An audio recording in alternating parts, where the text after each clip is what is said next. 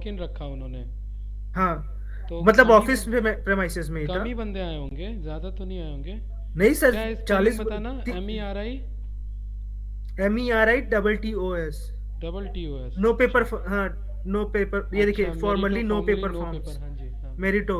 ये तो सर वो जो ऊपर वाला है ना, हाँ हाँ फॉर्मली नो पेपर फॉर्म्स, ये वाली कंपनी थी। हाँ, गाइस 1 मिनट वेट करना।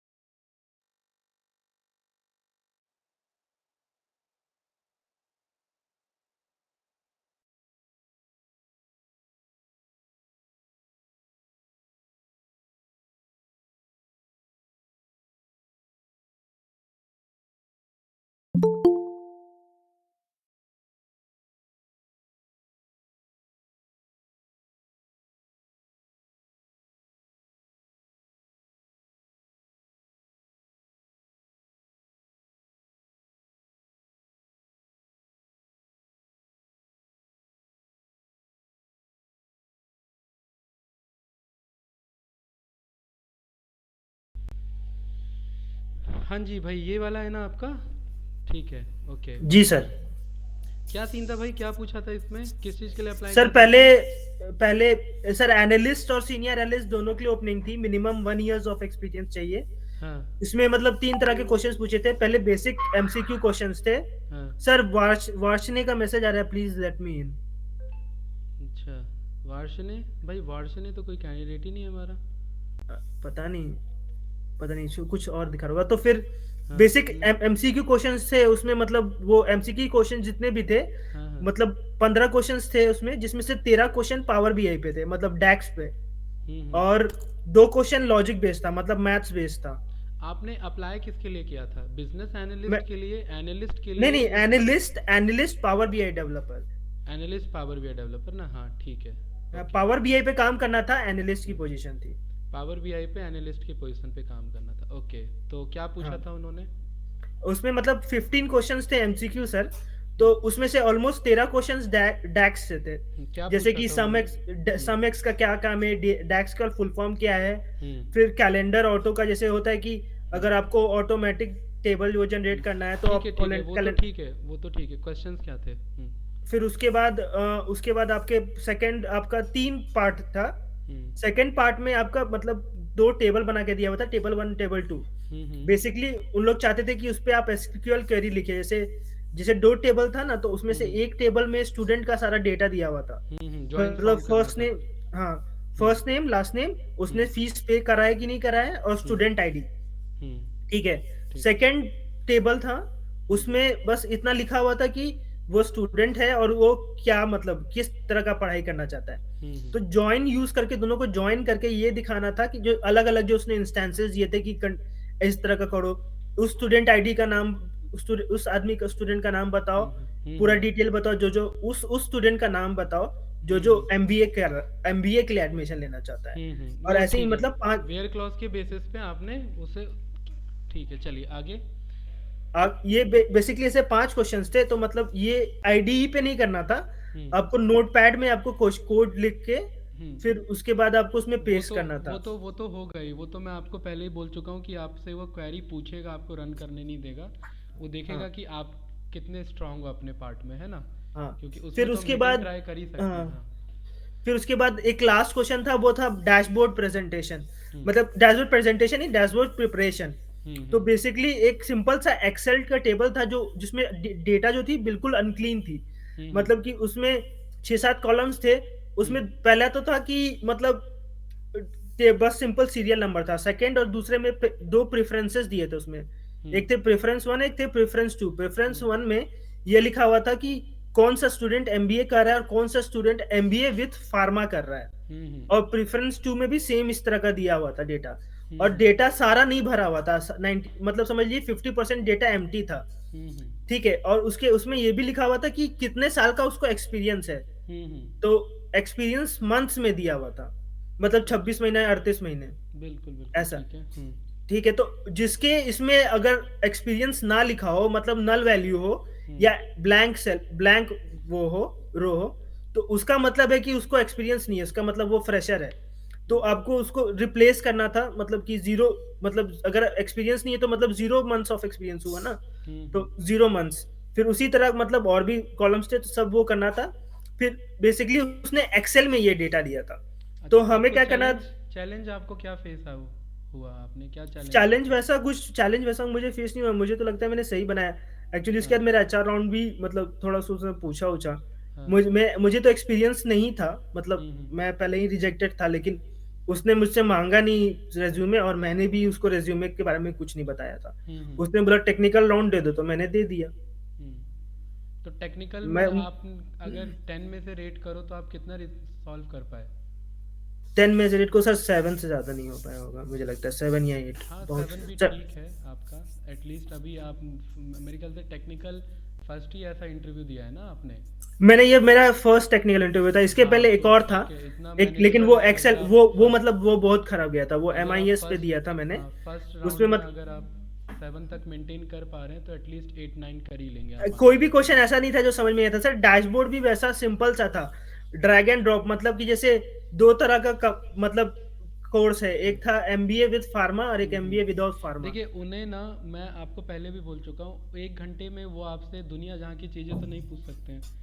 उन्हें एक लिमिटेड टाइम में ही उन्हें ये देखना होता है कि बंदा क्या कर सकता है क्या नहीं कर सकता है। सीक्वल में ज्वाइन लगा सकता है नहीं लगा सकता, पावर बीआई में कार्डिनैलिटी पे काम कर सकता है या नहीं कर सकता, है ना, बेसिक डैक्स राइट कर सकता है या नहीं कर सकता। अगर उतना कुछ कर सकता है तो कॉमन सी बात है एडवांस चीज़ें देख के कर ही लेगा। क्योंकि कोई भी ये एक्सपेक्ट नहीं करता है कि आप सब कुछ याद करके आओ, क्योंकि कोई खुद याद करके नहीं पहुंचा होता। अब और वो तरीका भी नहीं है कि आप याद करके सब कुछ नहीं कर सकते।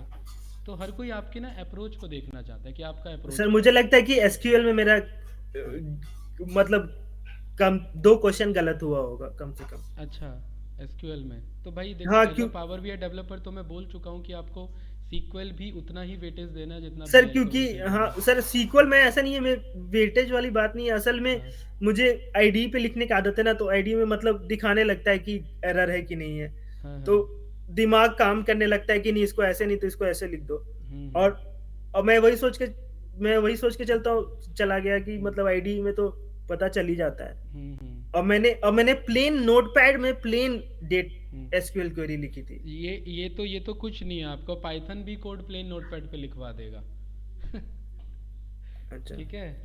तो आप अगर बेसिक प्रैक्टिस नहीं है ना तो ऐसी दिक्कत होगा। कोई जी बात नहीं, ठीक है, ये एक चैलेंज था, ये सीखा आपने कि भाई नोटपैड के पर्सपेक्टिव से भी कोड रन करना है। इसको हम सूडो कोड कह सकते हैं कि भाई अगर आपका रन कर रहा है, आपने मेन नोटपैड पे लिखा है या नोटपैड फिजिकल नोटपैड पे लिखा और वो प्रैक्टिकल इम्प्लीमेंटेशन काम कर रहा है, इसका मतलब आपका लॉजिक क्लियर है। अदरवाइज जी सर। कॉपी पेस्ट करना, हिट एंड ट्राई करना तो कर ही थे, बंदे कर ही सकते हैं या करते ही हैं। हम्म। ठीक है। तो ओवरऑल मतलब क्या फाइनल क्या आपका, मेरा रिजेक्टेड या तो सर सिलेक्टेड? बस उसने यही बोला कि मैंने मतलब मैं बैठा रहा हम्म 2 बजे मतलब 1:30 बजे तक था मैं वहां पे। उसने बोला मतलब काफी लोग थे सर, कम से कम 30 एनालिस्ट आए थे।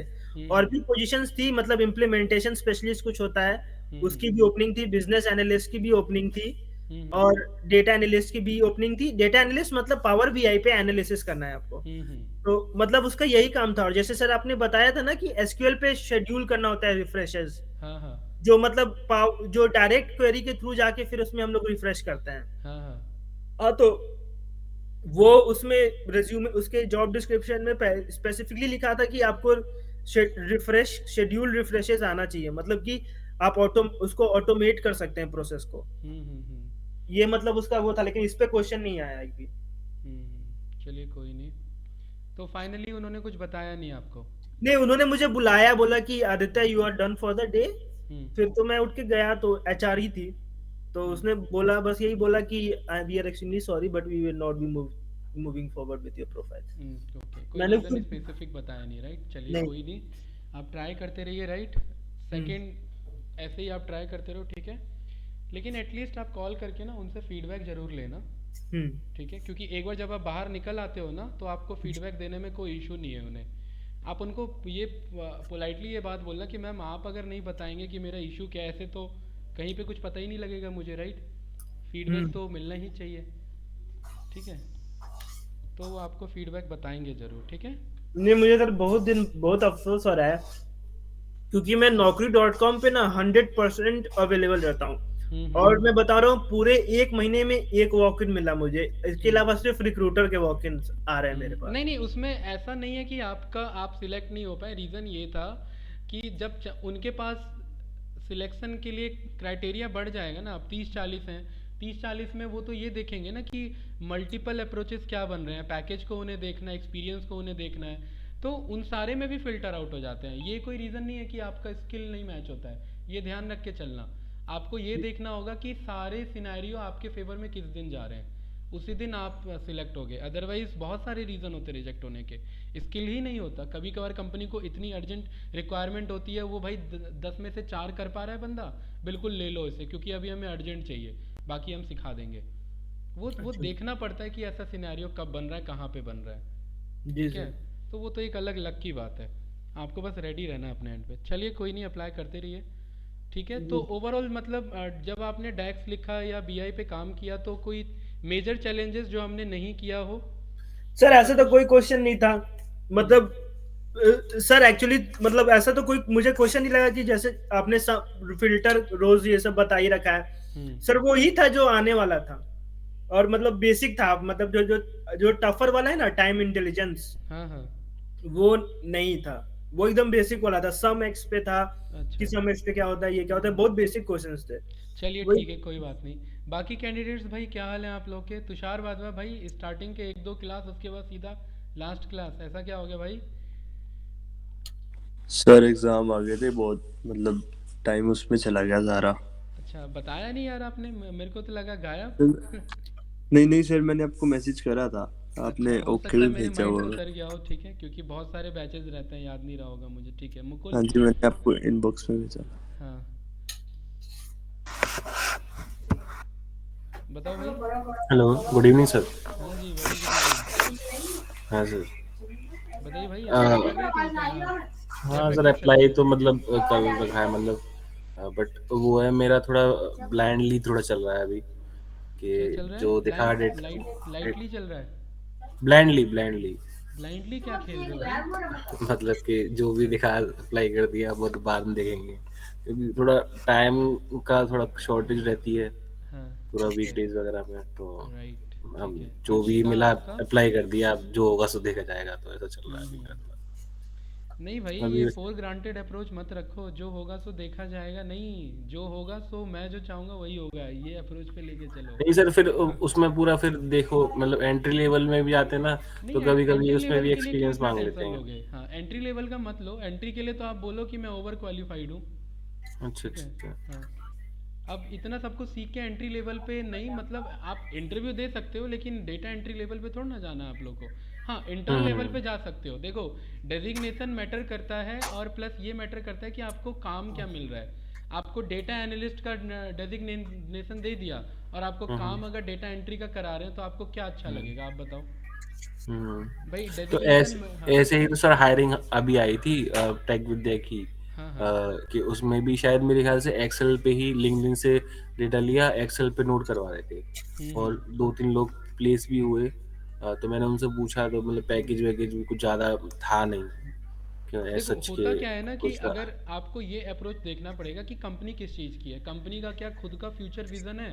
पता लगा आने नहीं, वाले 2 साल में टेलीकॉम भी वो कंपनी थी एक्सेल सर पे, कोई। हाँ, पता लगा 2 साल में वो एक्सेल पे ही आपका डेटा एंट्री करवाएंगे तो कोई हाँ फायदा नहीं है उस कंपनी का, ठीक नहीं है। सर, सैलरी कम का कोई इशू नहीं था, हाँ बट अगर काम सिखा रहे हैं, पावर बीआई करवा रहे हैं, पाइथन करवा रहे हैं, सिखा कुछ सीखने हाँ को एच मिल रहा है, बिल्कुल तो सही, हम कर एटलीस्ट एक सकते हैं सर। राइट राइट बिल्कुल एक अप्रोच है, आप इंटरनल हाँ ट्रांसफ़र ले सकते हो। अगर हाँ कंपनी के पास वैसा कुछ काम ही नहीं है तो आप क्या करोगे फिर, हाँ हाँ है हाँ। ना। ये है वो कि काम छः होना महीने भी किया ज़रूरी वहाँ है। से, 6 महीने जैसे भी एडजस्ट किया, कम सैलरी में जैसे भी किया, दूसरी हम्म दूसरी कंपनी में ले लिया। हम्म। बट वहाँ पे ऐसा एक्सेल पे ही कुछ काम करवा रहे थे सर, और एक्सेल तो मैं ये नहीं कह रहा बकवास है, हम्म अच्छा है वो भी, बट हम्म फिर भी सर पावर बीआई पे रहता है तो थोड़ा सैलरी इंक्रीमेंट ये सब चीज़ें ज़्यादा अच्छी रहती हैं। पावर बीआई भी भाई बस आने वाले टाइम में लिमिटेड यूज़ है इसका, ज़्यादा यूज़ सर होना नहीं सीक्वल है। तो फिर भी रहेगा, हम्म। सीक्वल तो रहेगा ही सर। हाँ सीक्वल तो भाई वन एंड ओनली है, वो तो रहना ही रहना है, तो ठीक है। बस पावर हम्म बीआई सीक्वल यही दो चीज़ें चल रही हैं मार्केट में। हम्म। चलिए ठीक है गाइस, एक्सपीरियंस लीजिए, इंटरव्यूज़ देते रहिए, शेयर करिए, एक की गलती दूसरे में। और ना मैं एक चीज़ और सजेस्ट करता हूँ, जैसे आदि ने एक कंपनी में इंटरव्यू दिया तो वो अपने गलती से आप लोगों को सॉर्ट आउट कर सकता है, वो बोल सकता है भाई आप सेम कंपनी में अप्लाई कर लो, ये सारे sort of set of questions हो सकते हैं, सो दैट जब आप अप्लाई करने जाओ तो आपका प्रेजेंटेशन इतना बेस्ट हो कि आप सिलेक्ट हो जाओ, और बाकी टाइम मिले तो फिर दूसरे को भी करा दो, ठीक है। जी सर, जी सर। कुछ एक आध ऐसा जुगाड़ यूज़ करोगे तो बात बनेगी। चलिए हाँ जी। कलेक्टिवली अप्रोच रखो, पता लगा एक ही बंदा ट्राई कर रहा है, ठीक है, ये भी देखना पड़ेगा। जी सर। हाँ हाँ सर। ठीक है। अंशिका भाई आपका क्या चल रहा है। Yes sir. सर मेरा तो अभी थोड़ा कॉलेज प्लेसमेंट का स्टार्ट हुआ है अभी तक, तो वो थोड़ा लेट चल रहा है, तो एक दो इंटरव्यू दिए थे अभी, तो एक एचआर राउंड रह रहा है अभी। अच्छा आपने ऑफ कैंपस अप्लाई किया था या कैंपस आई थी, मतलब नहीं प्लेसमेंट सर, आपकी मिली। ऑन कैंपस में ही किया हुआ है, तो जो ओके। कॉलेज प्लेसमेंट है ना हम्म कॉलेज की साइड से, तो वो हम्म। अभी बहुत लेट हो गया है, तो कंपनीज अभी बहुत स्लो आ रही हैं, बट उसमें एक में अभी अप्लाई किया है तो अभी एचआर राउंड रह रहा है, तो उसके लिए अभी देखना है। अच्छा किस चीज़ के बाकी रिगार्डिंग और कंपनी है। फॉर्म फिलअप वगैरह कर दिए, तो उसी में थोड़ा चल रहा। आईटी से सर वो रिलेटेड कंपनी। टीसी था, टाटा कंसल्टेंट इंजीनियर्स का एमटेक। हाँ, पीजी स्टूडेंट्स के एमटेक के लिए ट्रेनिंग ले रहे थे as a okay trainee. Okay हाँ। नहीं नहीं आपको ना अपने ऑन कैंपस को बहुत अच्छे से फ्रूटफुली यूज़ करना है, बिकॉज कैंपस पे सबसे ज़्यादा ट्रस्ट करते हैं कंपनीज, वो बाद हाँ में आप ही मतलब वही हाँ, पर्सन भी वही अगर जाएगा इसलिए ना ना तो तो भी वो ट्रस्ट नहीं करेंगे, वो एक हो जाता है मेजर डेफिसिट। जी जी, क्योंकि हम्म ऑफ कैंपस तो थोड़ा मुश्किल ही हो जाता है, तो इसलिए ऑन बिल्कुल हाँ कैंपस पे ही अभी थोड़ा सा वो हो रहा था। बिल्कुल। आपका ऑन कैंपस ऑफ कैंपस, आपका on campus pool campus then off campus, ये 3 आपका रेंज रहता है।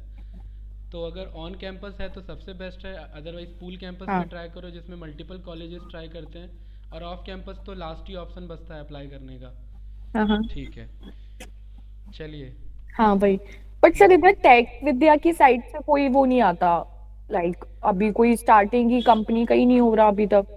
हाँ देखिए अभी ना मार्केट का थोड़ा सा चैलेंजेस हैं, राइट, इस चीज़ के लिए आप इनको बोल सकते हैं, बस ये कि कलेक्टिवली जो हो सकता है बेस्ट वो आप इनको सर बोलिए। बहुत बार बोल दिया, हाँ प्रियंका मैम से भी बात की थी, मोनिका अच्छा मैम से भी बात की थी, बट हाँ वही एक जवाब दे देते कि अभी हो रहा है, अभी हो रहा है, तो ओके। थोड़ा उधर से भी नहीं हो रहा। कोई नहीं, आप लोगों ने अपने एंड पे, आप लोग अपने एंड पे भी देखते रहो, राइट, बाकी यहाँ से जो होगा क्योंकि इनको तो सभी के लिए सोचना ही है ना, ये तो करेंगे ही, बाकी अपने एंड पे भी ट्राई करते हाँ रहो, एंड होपफुली मुझे उम्मीद है कि जी बेस्ट कुछ ना कुछ तो हो गई, राइट। चलिए तो आज गाइज हमें प्रोजेक्ट अपना स्टार्ट करना था, ठीक है, जी सर। तो प्रोजेक्ट चलिए स्टार्ट यस करते सर। हैं, और कुछ अभी तक पूछना है तो बताइए। नहीं सर, अभी तो क्लियर है, ठीक है। तो प्रोजेक्ट का हमारा अप्रोच क्या होगा, मैं अप्रोच बता देता हूँ पहले। भाई अब कौन ज्वाइन हो रहा है इतनी देर से, संदीप आर्या। हाँ जी संदीप जी कहाँ गए थे भाई, बड़े देर से ज्वाइन हो रहे हैं। वो सर थोड़ा बाहर चला गया था, इस वजह से 2-3 दिन से बाहर ही था ना, इस वजह से। अच्छा चलिए ठीक है। Good evening sir. Very hello. Good evening भाई, very good evening. Project power भी है, राइट। अब होता क्या है, अप्रोच क्या होता है, जब आप कंपनी में काम करेंगे तो कंपनी के स्टेक होल्डर्स के पास दूसरी कंपनी का BRD आता है, BRD होता है हमारा बिजनेस रिक्वायरमेंट ड्राफ्ट या डिटेल्स आप बोल दीजिए, ठीक है।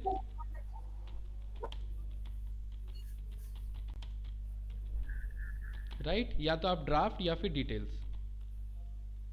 इसमें होता क्या है कि इनको क्या क्या रिक्वायरमेंट है वो सब इसमें मेंशन करेंगे, ये अपने प्रॉब्लम्स को स्पेसिफाई करेंगे यहाँ पर, ठीक है, कि इनके पास क्या क्या प्रॉब्लम्स है, इन्हें क्या क्या KPI चाहिए, इन्हें कैसा डैशबोर्ड चाहिए, ये सब यहाँ पर मेंशन करेंगे कि ये मेजर क्या क्या चैलेंजेस फेस कर रहे हैं, ये सब BRDs में लिखा होगा, राइट।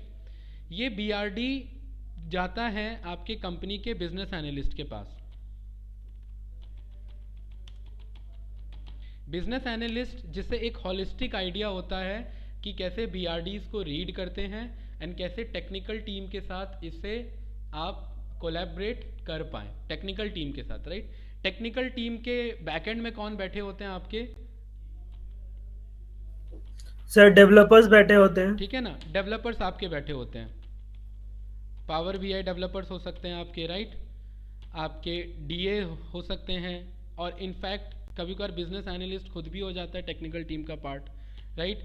यहाँ पर आपके SQL डेवलपर्स बैठे हो सकते हैं, पाइथन डेवलपर्स बैठे हो सकते हैं। एक पूरा होलिस्टिक टीम होता है, क्योंकि ज़रूरी नहीं है कि अगर पावर BI का प्रोजेक्ट है तो खाली इन्हीं के पास जाएगा। हो सकता है मुझे रिक्वायरमेंट पड़ जाए, मुझे क्लाउड पे इस मॉडल को शिफ्ट करना हो, तो आपके क्लाउड एनालिस्ट, आपके आर्किटेक्ट, सॉल्यूशन आर्किटेक्ट सब बैठे होते हैं, पूरा बैकएंड का टेक्निकल टीम होता है, राइट। तो बिजनेस एनालिस्ट का काम होता है इस BRDs को समझना, क्लाइंट की रिक्वायरमेंट को समझना और उसे अपने अकॉर्डिंग ड्राफ्ट करना टेक्निकल टीम के लिए, ठीक है। यानी कि उसे समराइज करना, काइंड ऑफ समराइज करना कि भाई, क्योंकि जो बिजनेस टर्म है ना, आपको भी पता है टेक्निकल टीम उतना बिजनेस टर्म्स को नहीं समझ पाती है भाई, वो टूल के लिए ज़्यादा यूज टू हैं, वो टेक्निकल ये बिजनेस टर्म्स को कैसे समझेंगे वो। तो इस बिजनेस रिकॉर्ड्स में जब वो अपना डेटा भेजती है तो उनके पास दो ऑप्शन होता है कि या तो वो डायरेक्ट आपको डेटा भेज दें जो कि CSV एक्सेल फॉर्मेट में हो सकता है, जिसमें आप यहाँ पर एक प्रोटोटाइप बनाते हैं। प्रोटोटाइप इन जनरली बोला जाता है, आप एक बेसिक मॉडल यहाँ पर रेडी करते हैं कि एक वो बेसिक डेटा आपको देंगे, उस बेसिक डेटा को आप रीड आउट करोगे एंड उसके बेसिस पे आप एक बेसिक एनालिसिस प्रेजेंट करोगे, क्योंकि वो डायरेक्टली प्रोजेक्ट नहीं दे देगी आपको। बेसिक कुछ इनसाइट्स आपको उन्हें रिटर्न में शो करना होगा उस डेटा से रिलेटेड, या फिर प्रीवियस आपने इनसाइट्स कोई बना रखे हैं तो आप वो शो करते हैं। तो इन जनरली जब कंपनी बड़ी हो जाती है तो वो बेसिक मॉडल नहीं बना के देती, वो डायरेक्टली पास्ट कंपनीज प्रीवियस के कुछ इनसाइट्स देती है, लेकिन कंपनी के इनसाइट नहीं देती है क्योंकि वो इलीगल हो जाएगा। भाई आपके कंपनी का डेटा आप चाहोगे कि कोई और कंपनी देखे? नहीं, राइट। तो वो काइंड ऑफ सिमिलर देता है, राइट, मतलब उससे मिलता जुलता देगी लेकिन एग्जैक्ट वैसा नहीं देगी। तो बेसिक मॉडल को प्रिपरेशन करना, CSV फाइल को भेजना। अब मान लेते हैं कि लॉजिस्टिक सेक्टर से डेटा आया या फिर हेल्थ केयर सेक्टर से डेटा आया, तो उस एक्सेल या CSV फाइल में बहुत सारे ऐसे कॉलम्स हो सकते हैं जो ना तो खुद बिजनेस एनालिस्ट को पता हो और ना ही खुद डेटा एनालिस्ट को पता हो, और इनफैक्ट हो सकता है कंपनी में बहुतों को ना पता हो। तो ये जो कंपनी है ना, इस BRDs में उस पूरे डेटा का ओवरव्यू लिखा होता है कि ये डेटा किस चीज़ का है, इस डेटा में इंडिविजुअल कितने कॉलम्स हैं एंड ईच कॉलम किस चीज़ को रिप्रेजेंट कर रहे हैं। For example logistic deficit rate या लॉजिस्टिक फेलियर रेट, कुछ ऐसा उन्होंने LFR लिखा हुआ है। अब ये LFR का क्या मतलब होता है ये हमें नहीं पता, लेकिन वो लॉजिस्टिक टीम से रिलेटेड या लॉजिस्टिक डोमेन से रिलेटेड लोगों को पता है कि ये LFR रेट मेरा इस चीज़ को शो करता है, लॉजिस्टिक फेलियर रेट को। ये मैंने एक रैंडम बोला है, ठीक है, LOGISTIC logistic failure rate, perfect. तो वो पर्टिकुलर कंपनी मेंशन करके देगी कि ये लॉजिस्टिक फेलियर रेट होता क्या है और इसे कैसे कैलकुलेट किया जाता है। यहाँ पर वो फॉर्मूला भी आपको मेंशन करके बताएगी कि कौन से कॉलम को क्या डिवाइडेड करके या जो भी मैथमेटिकल ऑपरेशन करके ये लॉजिस्टिक फेलियर रेट कैलकुलेट किया जाता है। समझ आया तो ठीक, नहीं समझ आया तो इस पॉइंट को उठाओगे और कहाँ जाएंगे भाई? One and only Google, right, क्योंकि हम हर डोमेन का ये आइडिया थोड़ा ना लेके बैठे हैं। जैसे चैट जीपीटी पे भी मिल जाएगा सर? नहीं, चैट जीपीटी पे तो मिल जाएगा लेकिन वो पास्ट डेटा है भाई, हो सकता है चेंज हो गया हो, चीज़ें बदल गई हो, राइट। तो पास्ट डेटा पे नहीं, अभी प्रेजेंट का डेटा किसके पास है? गूगल के पास है। तो सबसे पहले तो गूगल, राइट। तो फेलियर रेट ये मुझे बता रही है the frequency with which an engineer system और component fails in failures per unit of time, एक यूनिट ऑफ टाइम में मेरा कितना कंपोनेंट फेल हो रहा है वो मेरा फेलियर रेट है। तो इससे एक मुझे आइडिया मिल जाएगा। तो यानी कि अगर मैं लॉजिस्टिक के बेसिस पे बताऊं तो एक दिन का मेरा कितना फेलियर हो जाता है, या एक घंटे का, या एक मिनट का, एक सेकंड का, या एक आवर का, उसके अकॉर्डिंग आपका ये डेटा मिल जाएगा। तो ये ऐसे ही आपके सारे टर्म्स यहाँ पर लिखे होते हैं, ऑल कॉलम्स, ठीक है। इन ऑल कॉलम्स को हमें समराइज करना होता है as a business analyst, and then फिर हम इस टेक्निकल टीम के साथ वर्क करते हैं। और टेक्निकल टीम, क्योंकि ये जो बिजनेस एनालिस्ट है इसे दोनों आइडिया होता है, क्लाइंट डीलिंग भी पता है इसे और इसे बैकएंड भी पता होता है, इसलिए बिजनेस एनालिस्ट को दोनों काम आना चाहिए, बैकएंड को भी मैनेज करना कि भाई टेक्निकल टीम को क्या समझाए, कैसे बताए कि ये कैसे रिजॉल्व हो सकता है, और प्लस क्लाइंट डीलिंग भी करे।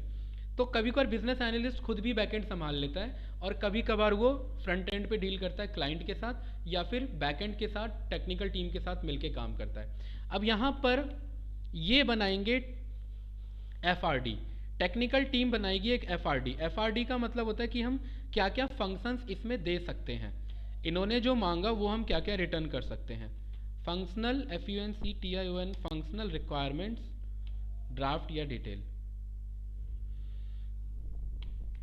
तो ये चेक करेंगे इस BRD को, BRD के अकॉर्डिंग डेटा को रीड करेंगे, समझेंगे, कॉलम्स को जो भी फॉर्मूलेज हैं उसके बेसिस पे, देन फिर अपना फंक्शनल रिक्वायरमेंट ड्राफ्ट रेडी करेंगे, एंड उसमें ये बताएंगे कि ये सारी चीज़ें अचीव की जा सकती हैं, ठीक है, और वो एक ड्राफ्ट रेडी करके रख लेंगे। वो BRD का काम होगा, अगेन ये आपका बिजनेस एनालिस्ट का काम होगा कि उस BRDs के साथ मैच करना, देखना कि क्या क्या डिमांड मांगी गई थी एंड क्या क्या सप्लाई यहाँ से टेक्निकल टीम से किया जा रहा है। इन केस कुछ चेंजेस की रिक्वायरमेंट है तो टेक्निकल टीम को बोलेगा, अगर टेक्निकल टीम अपने एंड पे परफेक्टली काम कर रही है तो वो आगे क्लाइंट को बोलेगा कि भाई ये चीज़ें हम प्रोवाइड कर सकते हैं इसमें, और बाकी ये लॉजिकली मैच नहीं हो रही है, तो इन चीज़ों पे हम दूसरे अप्रोच पे फॉलो करेंगे। मना नहीं करते हैं कि ये हो पाएगा नहीं हो पाएगा, अगर बिल्कुल नहीं हो पाएगा तो मना करेंगे, अदरवाइज वो सेकेंडरी अप्रोच को बताएंगे। तो आप लोगों ने क्या फील किया, बिजनेस एनालिस्ट का काम क्या है अभी तक अगर देखें तो? सर बिजनेस एनालिस्ट का काम है कि अपने क्लाइंट से जो भी मतलब जिस भी कंपनी के लिए वो काम करवाना चाह रहा है उससे मतलब सारा डिटेल्स और डेटा लेना, और उसको फिर अपनी कंपनी के जो टीम है उसको समझाना और उससे काम करवाना। अब सवाल ये होता है कि डेटा अपने आप आ नहीं जाता है, कभी कभार आपको अपने पास्ट इनसाइट्स को आपको यहाँ पर कंपनी को प्रेजेंट करना होता है, तो एक सेल्स अप्रोच भी यहाँ पर लग जाता है। आप बिजनेस एनालिस्ट किसी क्लाइंट से मिले तो आप उसे कन्वेंस करोगे ना कि इस टाइप का रिपोर्ट मेकिंग होता है, तभी तो वो आपको डील देगा, यस या नो, राइट।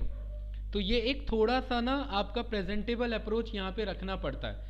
वो डायरेक्ट सेल्स नहीं होता, वो इनडायरेक्ट सेल्स होता है। इनडायरेक्ट सेल्स क्या होता है, जिसमें आप अपने चीज़ों को इतने अच्छे से प्रेजेंट कर रहे हो कि वो अपने आप सेल में कन्वर्ट हो रहा है। आपको सेल्स करना नहीं होता इधर, बस अप्रोच को वैसा रखना होता है कि क्लाइंट को कन्वर्ट भी होना चाहिए, यानी कि क्लाइंट पर्टिकुलरली हाँ भी बोले कि ठीक है भाई यहाँ पर ये सारी चीज़ें फुलफिल करके मुझे दो, राइट।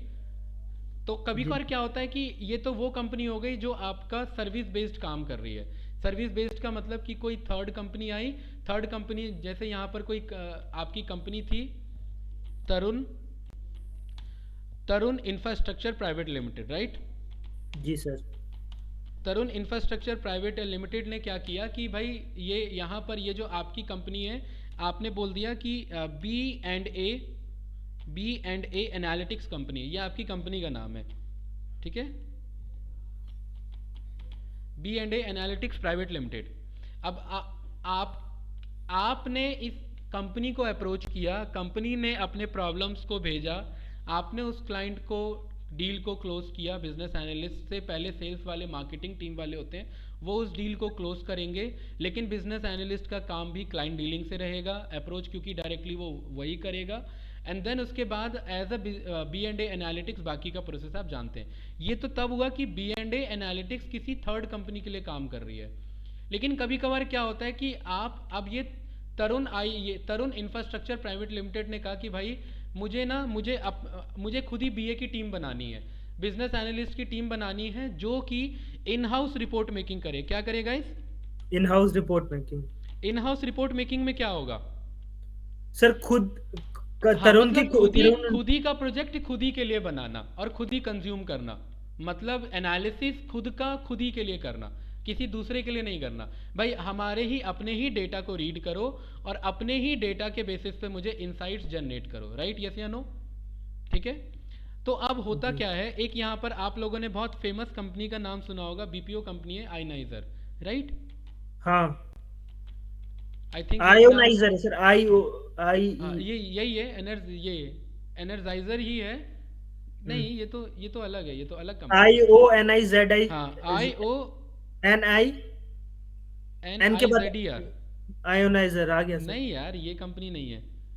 असल में इसका इसका ऐसी किसी कंपनी का एक आता पुरानी है। वाली ही थी सर, कौन सी? पहले वाली? ये एनर्जाइजर, हाँ यही थी। यार लेकिन इसमें तो बैटरी वैटरी क्यों दिखा रहा है? एक मिनट, यहाँ बीपीओ लिखना पड़ेगा। ये है हाँ ये हाँ हाँ sir. I ioniser. I N ना वो है ना ये है, दोनों का मिक्स है, राइट? अब इन्होंने क्या किया देखिए, आई एनर्जाइजर, इसे शॉर्ट में लोग आई नाइजर ही बोल देते हैं, ठीक है, कि कहाँ काम कर रहा है, आई नाइजर में काम कर रहे हैं। बिजनेस प्रोसेस को एक्सीलेंस करता है। बीपीओ का मतलब ही होता है बिजनेस प्रोसेस आउटसोर्सिंग, राइट? तो ये बिजनेस प्रोसेस को एक्सीलेंस इनके पास क्या है, सारे क्लाइंट्स हैं आपके, इनके अमेजोन के क्लाइंट्स हो गए, फ्लिपकार्ट के क्लाइंट्स हो गए, आपके जितने भी स्टार्टअप कंपनीज के जो कस्टमर सर्विस को हैंडल करते हैं ना, वो आपका होता है बिजनेस प्रोसेस को आउटसोर्स करना। भाई जैसे आपको आपने रात के 2 बजे कॉल किया कि भाई मेरा ऑर्डर क्यों नहीं आया अभी तक, आपको क्या लग रहा है अमेजोन वाला बंदा बैठा हुआ है वहाँ पर? नहीं, वहाँ पर कोई बीपीओ कंपनी का बंदा बैठा हुआ है जो आपके डेटा को देख रहा है और डेटा को देख के आपको बोल रहा है कि सर अभी प्रोसेस में है, आपका डिलीवर हो जाएगा, या रिफंड कराना है या जो भी कराना है। क्लियर? तो इनके पास बहुत सारे क्लाइंट्स होंगे, राइट? ये इन्होंने सारे अपने क्लाइंट्स लिखे हुए हैं, चाहे कॉल्स के थ्रू, ईमेल्स के थ्रू आपको मतलब अपना क्लाइंट डीलिंग करना हो तो ये सारी चीज़ें आप कर सकते हैं। ये इनके बिजनेसेस हैं। अब बिजनेसेस में इनके बहुत सारे कंपनी के क्लाइंट होंगे, वो इन्होंने डिक्लेयर किया कि नहीं मुझे नहीं पता, लेकिन जहाँ तक मुझे आइडिया है कि कुछ है इनके, राइट? जैसे फ्लिपकार्ट भी यही मैनेज करते हैं, अमेजोन भी यही मैनेज करते हैं, मीशो भी यही मैनेज करते हैं, आपका जितने भी अभी लोन से रिलेटेड कंपनी है, जियो मार्ट है, वो उनके भी कस्टमर सर्विस एग्जीक्यूटिव का जो आपका बैकएंड का काम है ना आपका बीपीओ का, वो भी यही मैनेज करते हैं। तो ये क्या करते हैं, ये उनके लिए भी as a power BI report publish करते हैं ताकि कोई जो न्यू क्लाइंट आए तो उनको प्रेजेंटेबल रिपोर्ट दिखे, राइट? तो इनका जो है ना वो क्लाइंट की रिक्वायरमेंट नहीं है कि मुझे रिपोर्ट बना के दो, ये एज अ बिजनेस इनसाइट को शो करने के लिए बस करते हैं। ऑल्दो ये काम एक्सेल में भी किया जा सकता था, जितना लेवल ऑफ डेटा उनका है।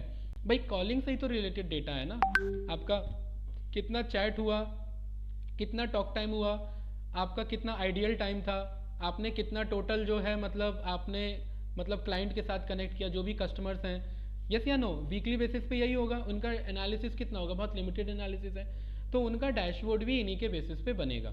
तो वो न्यू क्लाइंट को जब अप्रोच करेंगे तो वो इसे एज अ इन हाउस जो रिपोर्ट मेकिंग है उस चीज़ को प्रेजेंट करेंगे कि देखिए हम पावर बीआई अभी करंट ट्रेंड के हिसाब से हम काम कर रहे हैं और हम इसको यूज़ कर सकते हैं। यस या नो गाइस? क्लियर है? तो कभी कभार यस सर, बीआई तो के बेसिस इसमें पे भी सर हम्म, हेलो, बोलिए। तो सर इस मतलब आयनाइजर में भी ऐसा हो सकता है कि डेटा एनालिस्ट की जॉब रोल निकल सकती है? भाई आयनाइजर पे होना चाहिए कि नहीं होना चाहिए मुझे तो नहीं पता, लेकिन मेरे को जहाँ तक याद है कि ऐसा इन हाउस होता था। अब होता क्या है ना, जो चीज़ इन हाउस होता है ना, इन हाउस का जब वो रिक्वायरमेंट पोस्ट करते हैं तो वो कभी भी डालते नहीं है कि मुझे डेटा एनालिस्ट चाहिए, क्योंकि उनको एक्चुअली में रिक्वायरमेंट नहीं है।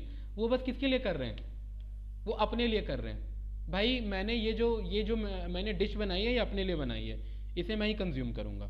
तो वो हो सकता है रिक्वायरमेंट पोस्ट करें और ये भी हो सकता है कि वो रिक्वायरमेंट पोस्ट ना करें, राइट? लेकिन मेरे को जहाँ तक आइडिया है वो काम करते हैं, क्योंकि जो मेरे मतलब कनेक्शंस थे लास्ट उनके बेसिस पे, अभी तो फिलहाल वो सभी छोड़ चुके हैं, तो उसके बेसिस पे मैं आपको बता रहा हूँ। क्लियर?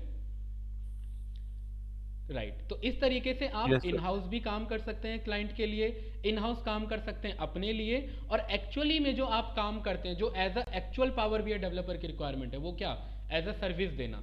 तो यहाँ पर एक कंपनी है आपकी नोएडा की, पुरवाना कंपनी, आप लोगों ने देखा होगा कि टेक विद्या के जस्ट बगल में पुरवाना, राइट? ये एक्चुअली पावर बीआई डेवलपर पे काम करती है, ठीक है? स्पीच एनालिटिक्स, जैसे अभी ही इन्होंने एआई को इंटीग्रेट करके इस पे इन्होंने वर्क किया, क्योंकि आने वाले टाइम में समहाउ एआई को तो यूज़ आपको करना ही पड़ेगा।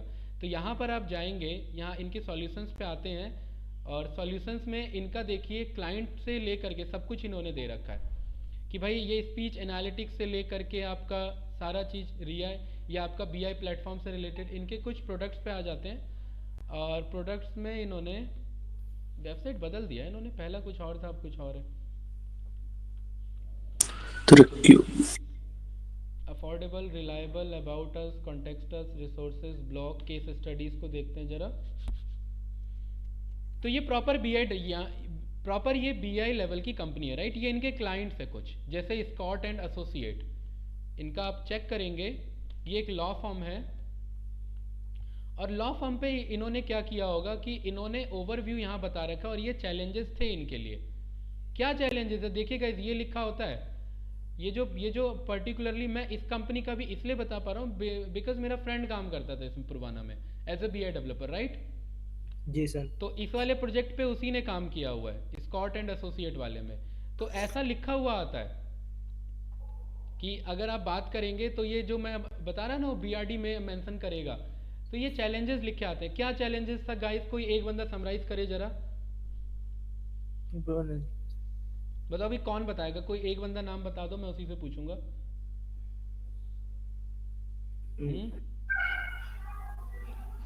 बताओ भाई, अरे कोई एक भी रेडी नहीं है क्या प्रॉब्लम क्या सर? ये स्कॉट एंड एसोसिएट ने अपना चैलेंज इस पुरवाना कंपनी को दिया कि भाई ये मेरा चैलेंज है, आप क्या सॉल्यूशन मुझे दे सकते हो। सर वो तो लॉ के बेसिस पे तो जो वो मतलब नहीं ये रीड आउट करो, ये क्या कहना चाह रहा है, ये स्कॉट एंड एसोसिएट क्या कहना चाह रहा है। Before using Provana's BI solution, S&A ran their analytics from their internal legal platform, ठीक है, मुझे लाइन बाय लाइन बताओ। हाँ, which was slow, clumsy वो तो रीड आउट and कर heavy. दिया आपने आदि यहाँ तक का क्या मतलब है। इसके पहले का मतलब है कि वो इन हाउस खुद से काम करता था। हाँ बहुत बढ़िया, इंटरनल उनका खुद का लीगल जो प्लेटफॉर्म आपने था। इन हाउस बोला था ना सर, वो है ये।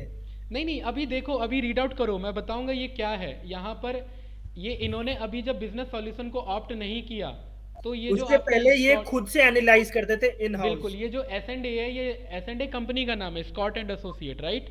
जी सर। ये पहले इनका खुद का लीगल प्लेटफॉर्म टीम था जो खुद का एनालिसिस करते थे। क्या चैलेंजेस था उसमें सर वो स्लो था हम्म। और बहुत मतलब स्लो क्लमजी एंड हेवी था, मतलब कि वो ढंग से नहीं चलता था। वो सॉफ्टवेयर जो भी था सॉफ्टवेयर करते थे, एक्सेल पे काम करते थे, वो इन्होंने नहीं मेंशन किया, बस स्लो था, इतना पता हाँ, है कि वो प्रोसेस काफी स्लो था, राइट। जी सर। ठीक है, आगे। They were also low on product innovation as they did not have the required resources or expertise. ठीक है, यानी कि पर्टिकुलरली उनके पास प्रोडक्ट इनोवेशन नहीं था। क्यों नहीं था, अब सोचिए, अगर कोई इन हाउस काम कर रहा है तो बंदे कहाँ से प्रमोट हुए होंगे, अंदर ही के होंगे उसी कंपनी अंदर ही के होंगे। और जो अंदर के बंदे, आपको लग रहा है कि उनमें उतना एनर्जी बचता है वो कुछ नया एक्सप्लोर करे बताइए भाई, ये आप थोड़ा प्रैक्टिकल सोचो। कंपनी एक्स्ट्रा पे तो करने से नहीं बचना है सर, क्योंकि KRA इतना हो जाता है, KRA नहीं, पहली बात तो कंपनी एक्स्ट्रा पे करने से रही, वो तो ये नहीं कहेगी कि भाई चलो हम आपको 1 करोड़ दे रहे हैं सीधा इस चीज के लिए। वो क्या बोलेगी, 2-3 हजार बढ़ा देंगे, ठीक है, इस चीज पे भी ध्यान देना, राइट। हाँ। तो पहली बात तो आपका एफिशिएंसी वैसे ही गिर जाता है। इन हाउस बंदे होते हैं, स्किल सेट की रिक्वायरमेंट नहीं हो पाती, वो स्किल सेट की जो रिक्वायरमेंट वो फुलफिल नहीं कर पाते हैं, क्योंकि एक्सटर्नल ट्रेनिंग की रिक्वायरमेंट होती है और उस पर खर्च करेंगे नहीं। अगर खर्च ही करना है तो फिर तो प्रॉपर न्यू टीम हायर करनी पड़ेगी, राइट, या ट्रेनिंग देना पड़ेगा, और उसमें बहुत पैसा जाता है। गाइज ये मत सोचना आप लोगों ने खुद से सीख लिया तो एक अलग है, जब कोई कॉर्पोरेट ट्रेनिंग के लिए टाई अप होता है ना, उसमें करोड़ों का डील होता है वो। एक तो मान लेते हैं आप लोग एक कंपनी में इंडिविजुअली सीख रहे हैं, तो आपने 10, 20, 25 हजार, 30 हजार में आपने सीख लिया। लेकिन अगर आप एक ही कंपनी के क्लाइंट, आप एक ही कंपनी के सारे एम्प्लॉयज होते और ये कंपनी अगर आपका डील करती कि ठीक है मेरे एम्प्लॉयज को ट्रेनिंग प्रोवाइड कराए, वो एक अलग लेवल का डील होता है, समझे। तो उसमें पैसा ज्यादा लगता है। और क्या था, उनके पास रिक्वायर्ड रिसोर्सेज और एक्सपर्टीज भी नहीं था, क्योंकि सारे इंटरनल बंदे ही प्रमोट हुए थे। फिर क्या किया उसके बाद, They were unable to get timely insights to plan corrective actions due to limited data visibility. मतलब उन लोगों के पास प्रॉपर डेटा भी नहीं था और वो टाइम पे उन लोग उसको प्रोसेस नहीं कर पा रहे थे, जिसकी वजह से उन लोग का काम हो नहीं पा रहा था सर। अब ये चीज़ मैं आपको इसीलिए रीड करा रहा हूँ ना, क्योंकि आप जब कंपनी में अभी आप जब इंटरव्यू देने जाओगे या आप बोलोगे हमने प्रोजेक्ट बनाया, तो आपको ना एक प्रैक्टिकल चैलेंज पता होना चाहिए। और ये मैं झूठ तो बोल नहीं रहा हूँ, ये कौन कंपनी बोल रही है? ये पुरवाना कंपनी बोल रही है, राइट भाई। इन्होंने अगर लिखा है तो ऑफकोर्स काम किया होगा, और ऑफकोर्स काम किया इन्होंने, क्योंकि मैं तो जानता हूँ अपने फ्रेंड को, राइट। तो आपको यही प्रेजेंट करना है कि किसी भी कंपनी के पास क्या चैलेंज होते हैं एंड कैसे उसे सॉर्ट आउट किया जाता है, राइट। तो जी इनके सर। पास टाइमली इंसाइट नहीं थे, और उसका नुकसान क्या होता भाई? अगर आप मान लेते एक स्टॉक का एग्जांपल ले लेते हैं कि अगर आपको किसी स्टॉक को पोर्टफोलियो में होल्ड करना है, तो आपके पास एट अ टाइम डेटा आना चाहिए ना, रियल टाइम। पता लगा कि जंग हो गई है और आपके पास न्यूज़ आ रहा है 2 दिन बाद, तो आप क्या करोगे? तब तक तो बहुत नुकसान हो चुका है, राइट। तो जी sir. Timely information, real time information आना जरूरी है। क्यों नहीं हो पा रहा था? इस चक्कर में वो कोई लिमिटेड डेटा विजिबिलिटी था, इसलिए वो कोई करेक्टिव एक्शन प्लान नहीं कर पा रहे थे। और क्या दिक्कत था? Monitoring the various stages of legal life cycle was challenging for them to get a holistic view of their collections and recovery process. Right. अब जो लीगल प्रोसीजर है, पहली बात तो लीगल प्रोसीजर में बहुत सारे लीगलिटीज होते हैं आपके, अलग अलग आपके स्टेजेस होते हैं, अलग अलग स्टेजेस में अलग अलग रिमार्क्स होते हैं, उनको मेंशन करना रियल टाइम पे वो एक चैलेंज है। उस चैलेंज को फुलफिल नहीं कर पाते हैं तो एक हॉलिस्टिक व्यू नहीं मिल पाता, दूर का नहीं दिख पाता भाई ओवरऑल मैं क्या कहना चाह रहा हूँ। इसीलिए इन और लोग इन का जो सारे फैक्टर फाइनेंस से कलेक्शंस एंड रिकवरी था वो भी अफेक्ट हो रहा था। बिल्कुल सब होगा, कलेक्शन अफेक्ट होगा। अब मान लेते हैं जैसे कि फॉर एग्जांपल, इसको ना वैसे ही समझना, पुराने टाइम में आपका इंडियन पोस्ट के थ्रू लेटर जाता था, जी है सर। ना भाई। पता लगा किसी के परिवार में कोई मिसहैपनिंग हो गया है, वो बंदे अमीर, ये गांव में लेटर, ये गांव से शहर में लेटर आया, पहुंचने में ही 2 हफ्ता लग गया, तो उसे 2 हफ्ते बाद पता लगा। अब 2 हफ्ते बाद जब वो कोई एक्शन उठाएगा तो वो भी 2 हफ्ते टाइम लगेंगे पहुंचने में, अगर वो लेटर के थ्रू उठा रहा है तो, राइट। तब तक तो बहुत कुछ हो गया उधर। ठीक है। तो कहीं ना कहीं ये एक आपका ओल्ड अप्रोच है, और इन सब फैक्टर से क्या हो रहा था? Due to these factors, it was difficult for them to optimize their collection processes and address gaps as soon as they occurred. मतलब और उन वो लोग को जो बाद वो में जो पता तो था कि प्रॉब्लम क्या है, लेकिन उन लोग को टाइम पे नहीं पता चल पा रहा था, उन लोग को बाद में पता चल रहा था। हाँ, बाद में पता चलने का क्या फायदा भाई? वो तो कहावत है ना कि चिड़िया ये, अब हाँ पछताए हो बिल्कुल क्या बिल्कुल, जो चिड़िया हाँ। चुग गई थे। अब चिड़िया तो खेत को चर गई, अब क्या कर सकते हैं, राइट। तो एक आइडिया मिला आपको, राइट। अब इन्होंने क्या किया और इनके लिए क्या था, देखिए। एक इन्होंने ये क्या ना, मैंने कि बीआरडीज में आता है इस तरीके से। बीआरडीज में कहा कि अब इन्होंने क्या बताया अपनी कंपनी के बारे में, क्योंकि जब तक आप उसके डोमेन को नहीं समझोगे तो आइडिया नहीं मिलेगा। तो क्या बोला इन्होंने? S&A क्या है? एक multi stage legal recovery firm है जो कि पूरे नेशनल लेवल पे, स्टेट लेवल पे या लोकल फिनेंशियल इंस्टीट्यूशनल लेवल पे काम करती है। इस फर्म का क्या काम है कि कंप्लाइंसेस को फॉलो करना, कंप्लाइंस सेंटरिंग मतलब कंप्लाइंसेस को फॉलो करना, लीगल रिकवरीज को प्रैक्टिस करना। जैसे कि आप इसको ऐसे समझिए, लोन कोई ले लेता है बंदा, अब वो पे नहीं करता है तो आपके पास कॉल आते हैं, यस या नो? तो एक तो आ जी जाते सर। हैं धमकी भरे कॉल कि भाई पैसा नहीं आया तो ये हो जाएगा वो हो जाएगा, राइट। और एक होता है लीगल तरीके से रिटर्न कराना या लीगल तरीके से फुलफिल कराना। कैसे? नोटिस भेज के, एक नहीं तो 2 बार नहीं तो 3 बार नोटिस भेज दिया। उसके बाद क्या होगा, बंदे ने अगर नहीं रिप्लाई दिया तो फिर मामला कोर्ट में पहुंचेगा, और कोर्ट में फिर कोर्ट के अकॉर्डिंग होगा, क्योंकि आप कुछ एक्शन तो नहीं ले सकते ना, आप बस लीगल एक्शन ले सकते हो। इलीगल एक्शन का मतलब मार पिटाई नहीं कर सकते आप, जी सर। ठीक है। तो लीगल रिकवरीज को प्रैक्टिस करती है, जिसका फोकस होता है both original issuer and national डेब्ट बायर क्लाइंट। भाई जिन्होंने डेट लिया है या जो डेट दे रहे हैं या जो डेट इशू कर रहे हैं, उन सब के बीच में प्रोसेस को मैनेज करना। तो ये बिजनेस इंटेलिजेंस है, ये इन्होंने चैलेंज था, और ये इनका पूरा स्टोरी यहाँ पर आपको पढ़ने को मिल जाएगा। तो ये आप फॉर्म फिल कर लेना, ठीक है। Temporary sir. नंबर डाल देना अपना। हाँ जी बताइए, कुछ कह रहे हो क्या? नहीं सर। ठीक है, तो आपको एक आइडिया मिल जाएगा, राइट। तो मैं ये आपको बोलूंगा कि एक बार गो थ्रू कर लेना इनके सारे प्रोसेस। अगर ये इस कंपनी का अगर आप सारा बीआई का रिपोर्ट देख लोगे तो इन्होंने प्रॉपर बीआई पे काम किया हुआ है, ठीक है। तो आप इस कंपनी सर ऐसे हम हर कंपनी और उसका ओवरव्यू चैलेंज निकाल सकते हैं ना? बिल्कुल, आप ना 2-3 रेडी रखो भाई। इंटरव्यू में स्टोरी तो बताना नहीं है मुझे, पूरा एक ट्रेलर देना है कि क्या काम किया था और ये काम था और ये क्योंकि हर चैलेंजेस था। किसी की अलग अलग कंपनी की हर किसी की अलग अलग प्रॉब्लम होगी ना।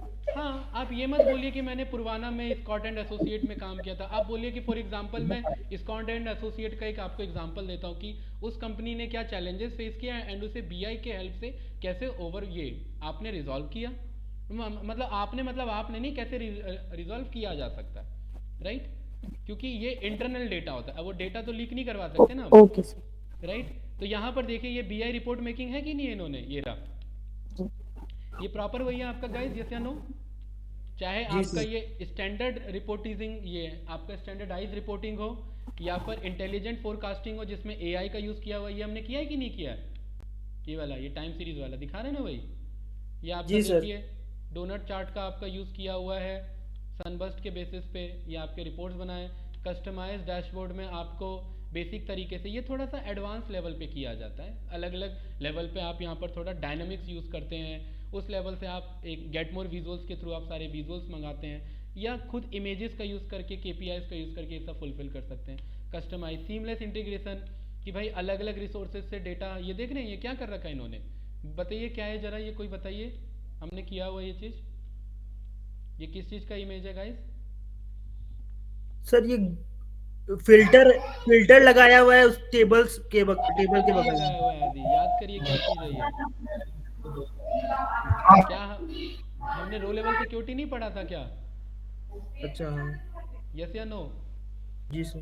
यस भाई सर। कैंडिडेट पढ़ा था ना, तो ये वही तो है। मैनेज रोल्स जब भी देखने को मिले मतलब क्या है, आप रो लेवल सिक्योरिटी पे मैनेज करें डिफरेंट डिफरेंट टेबल्स पे, इसको ऑल एक्सेस दिया हुआ है, इसको लीड एक्सेस में सारा होगा, मैनेजर एक्सेस में, टीम एक्सेस में। ये स्टैटिक है, एक होता है डायनामिक जिसमें आप यूपीएन के थ्रू पास करते हैं, right? Real time network data, real time ये किसके थ्रू आ रहा होगा, आप ही बताइए मुझे? ये सीक्वल सर्वर के थ्रू आ रहा होगा, यस या नो? ये सीक्वल सर्वर के थ्रू ऑटोमेटिक रिफ्रेश पे ये डेटा हमारा यस सर। आ रहा होगा, राइट? और उसके बाद आपका role defined views, role defined views से क्या होगा, रो लेवल सिक्योरिटी में बंदा जाके देख सकता है ऑथर्स, तो ऑथर्स के अकॉर्डिंग ही डेटा दिखेगा, स्टोर्स तो स्टोर्स के अकॉर्डिंग ही डेटा दिखेगा, बाकी उसे नहीं दिखेगा, यस या नो? तो यहाँ पर ये उसी का बड़ा सा पैराग्राफ इन्होंने मेंशन किया हुआ है कि कौन देख सकता है हर पोजीशन पे, कौन नहीं देख सकता। तो इस प्रॉपर कंपनी को एक बार ना ओवरव्यू कर लेना, इस कंपनी को ओवरव्यू कर लोगे तो बीआई में आपको पूरा प्रैक्टिकल नॉलेज मिल जाएगा कि एक्चुअली मार्केट में ये कर क्या रहे हैं। बस मैं इसी कंपनी को बोल रहा हूँ, बाकी आपका मन हो तो एक आध और कर सकते हो। Line by line guys read कर लेना, ठीक है? जी सर। क्योंकि ये हेल्प करेगा आपको, राइट? ओके ठीक है, सर। कोई कंफ्यूजन तो नहीं? नहीं सर। चलिए, तो यहाँ पर ये सारे इनका स्टॉक कलेक्शन है, ये आपका देखिए मल्टीपल इन्होंने डेटा इंसाइट दिया हुआ है, ये आपका ये भी लॉ फर्म की कंपनी है, ये भी लॉ फर्म की कंपनी है, और ये ज़्यादातर लॉ पे ही काम करती है, ये आपकी पुराना कंपनी जो है, ठीक है? तो इनका तो डेटा बहुत ज़्यादा सिक्योर डेटा होता है, ये तो बाहर कभी आ ही नहीं सकता। और भी है क्या इनके पास? ऑलमोस्ट ज़्यादातर तो लॉ है इनके पास, ठीक? अगर हम बिजनेस इंटेलिजेंस की बात करें तो बिजनेस इंटेलिजेंस में ये वाला किसका, कन्वर्जेंस का है। कन्वर्जेंस का एक्वाइजेशन पे इन्होंने बना रखा है। क्या बना रखा है इन्होंने, बताइए जरा? ये आप देख लेना एक बार, ठीक है? इसमें ये पूरा तो बता दिया ना मैंने, ये आप पुरवाना में आप एक बार गो थ्रू कर लेना, राइट? ठीक है, तो एक आपको आइडिया मिल गया कि किस तरह से चैलेंजेस, आपका ओवरव्यू मेंशन होता है, चैलेंजेस होते हैं एंड इस तरीके से आप काम करते हैं, ठीक है? तो कुछ पूछना है तो बताइएगा। हाँ सर। क्लियर है? हाँ, कुछ पूछ रहे हो क्या? क्लियर है सर। ठीक है, ओके। तो अब हम क्या करेंगे, मतलब प्रॉब्लम को समझना ही थोड़ा डिफिकल्ट है, वरना बाकी अप्रोच तो सब ठीक है। हाँ अरे वो तो धीरे धीरे हो जाएगा ना ठीक है, वो प्रॉब्लम को टीम के साथ काम करोगे ना तो प्रॉब्लम पे वर्क कर पाओगे, क्योंकि सिंगल हैंडेडली रिपोर्ट नहीं बनता कंपनी में, राइट? आप टीम वर्क ही करना होता है। भाई बैकग्राउंड नॉइज आ रहा है, उसे देखो जरा एक बार।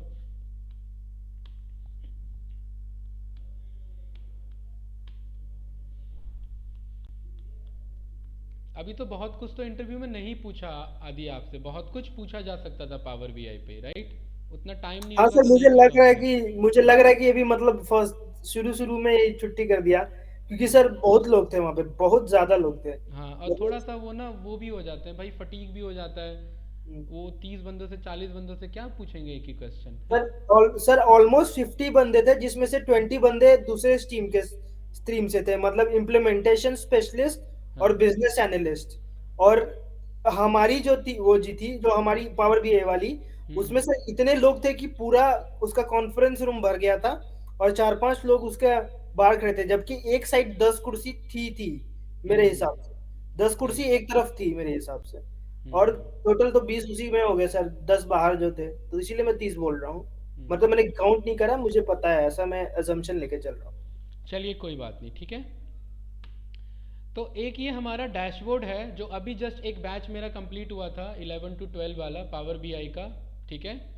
तो कुछ इसके बेसिस पे हम सिमिलर फॉर्म करेंगे। ये हमारा एक डैशबोर्ड है, राइट। अभी जस्ट इसमें ज़्यादा डिज़ाइनिंग और कलरिंग का काम नहीं किया, वो मैंने टास्क दे दिया था बंदों के ऊपर।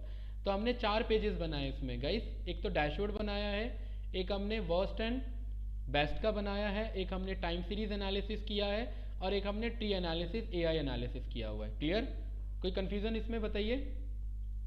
नो कोई सर। डाउट नहीं? ठीक है। अब इस एनालिसिस पे हमें पहुंचना है, और वो जो उनके रिक्वायरमेंट है वो रिक्वायरमेंट, अब कभी कभार क्या होगा ना, देखिए एज अ पावर बीआई का यूज़ तो बिजनेस प्रॉब्लम को सॉल्व करने के लिए भी यूज़ होता है, बिजनेस इंसाइट्स के लिए भी यूज़ होता है, और कभी कभार जस्ट डैशबोर्ड मेकिंग के लिए भी यूज़ हो जाता है कि आप रिपोर्ट को थोड़ा कलेक्टिवली और इन्फॉर्मेटिव वे में शो करना चाहते हैं, राइट।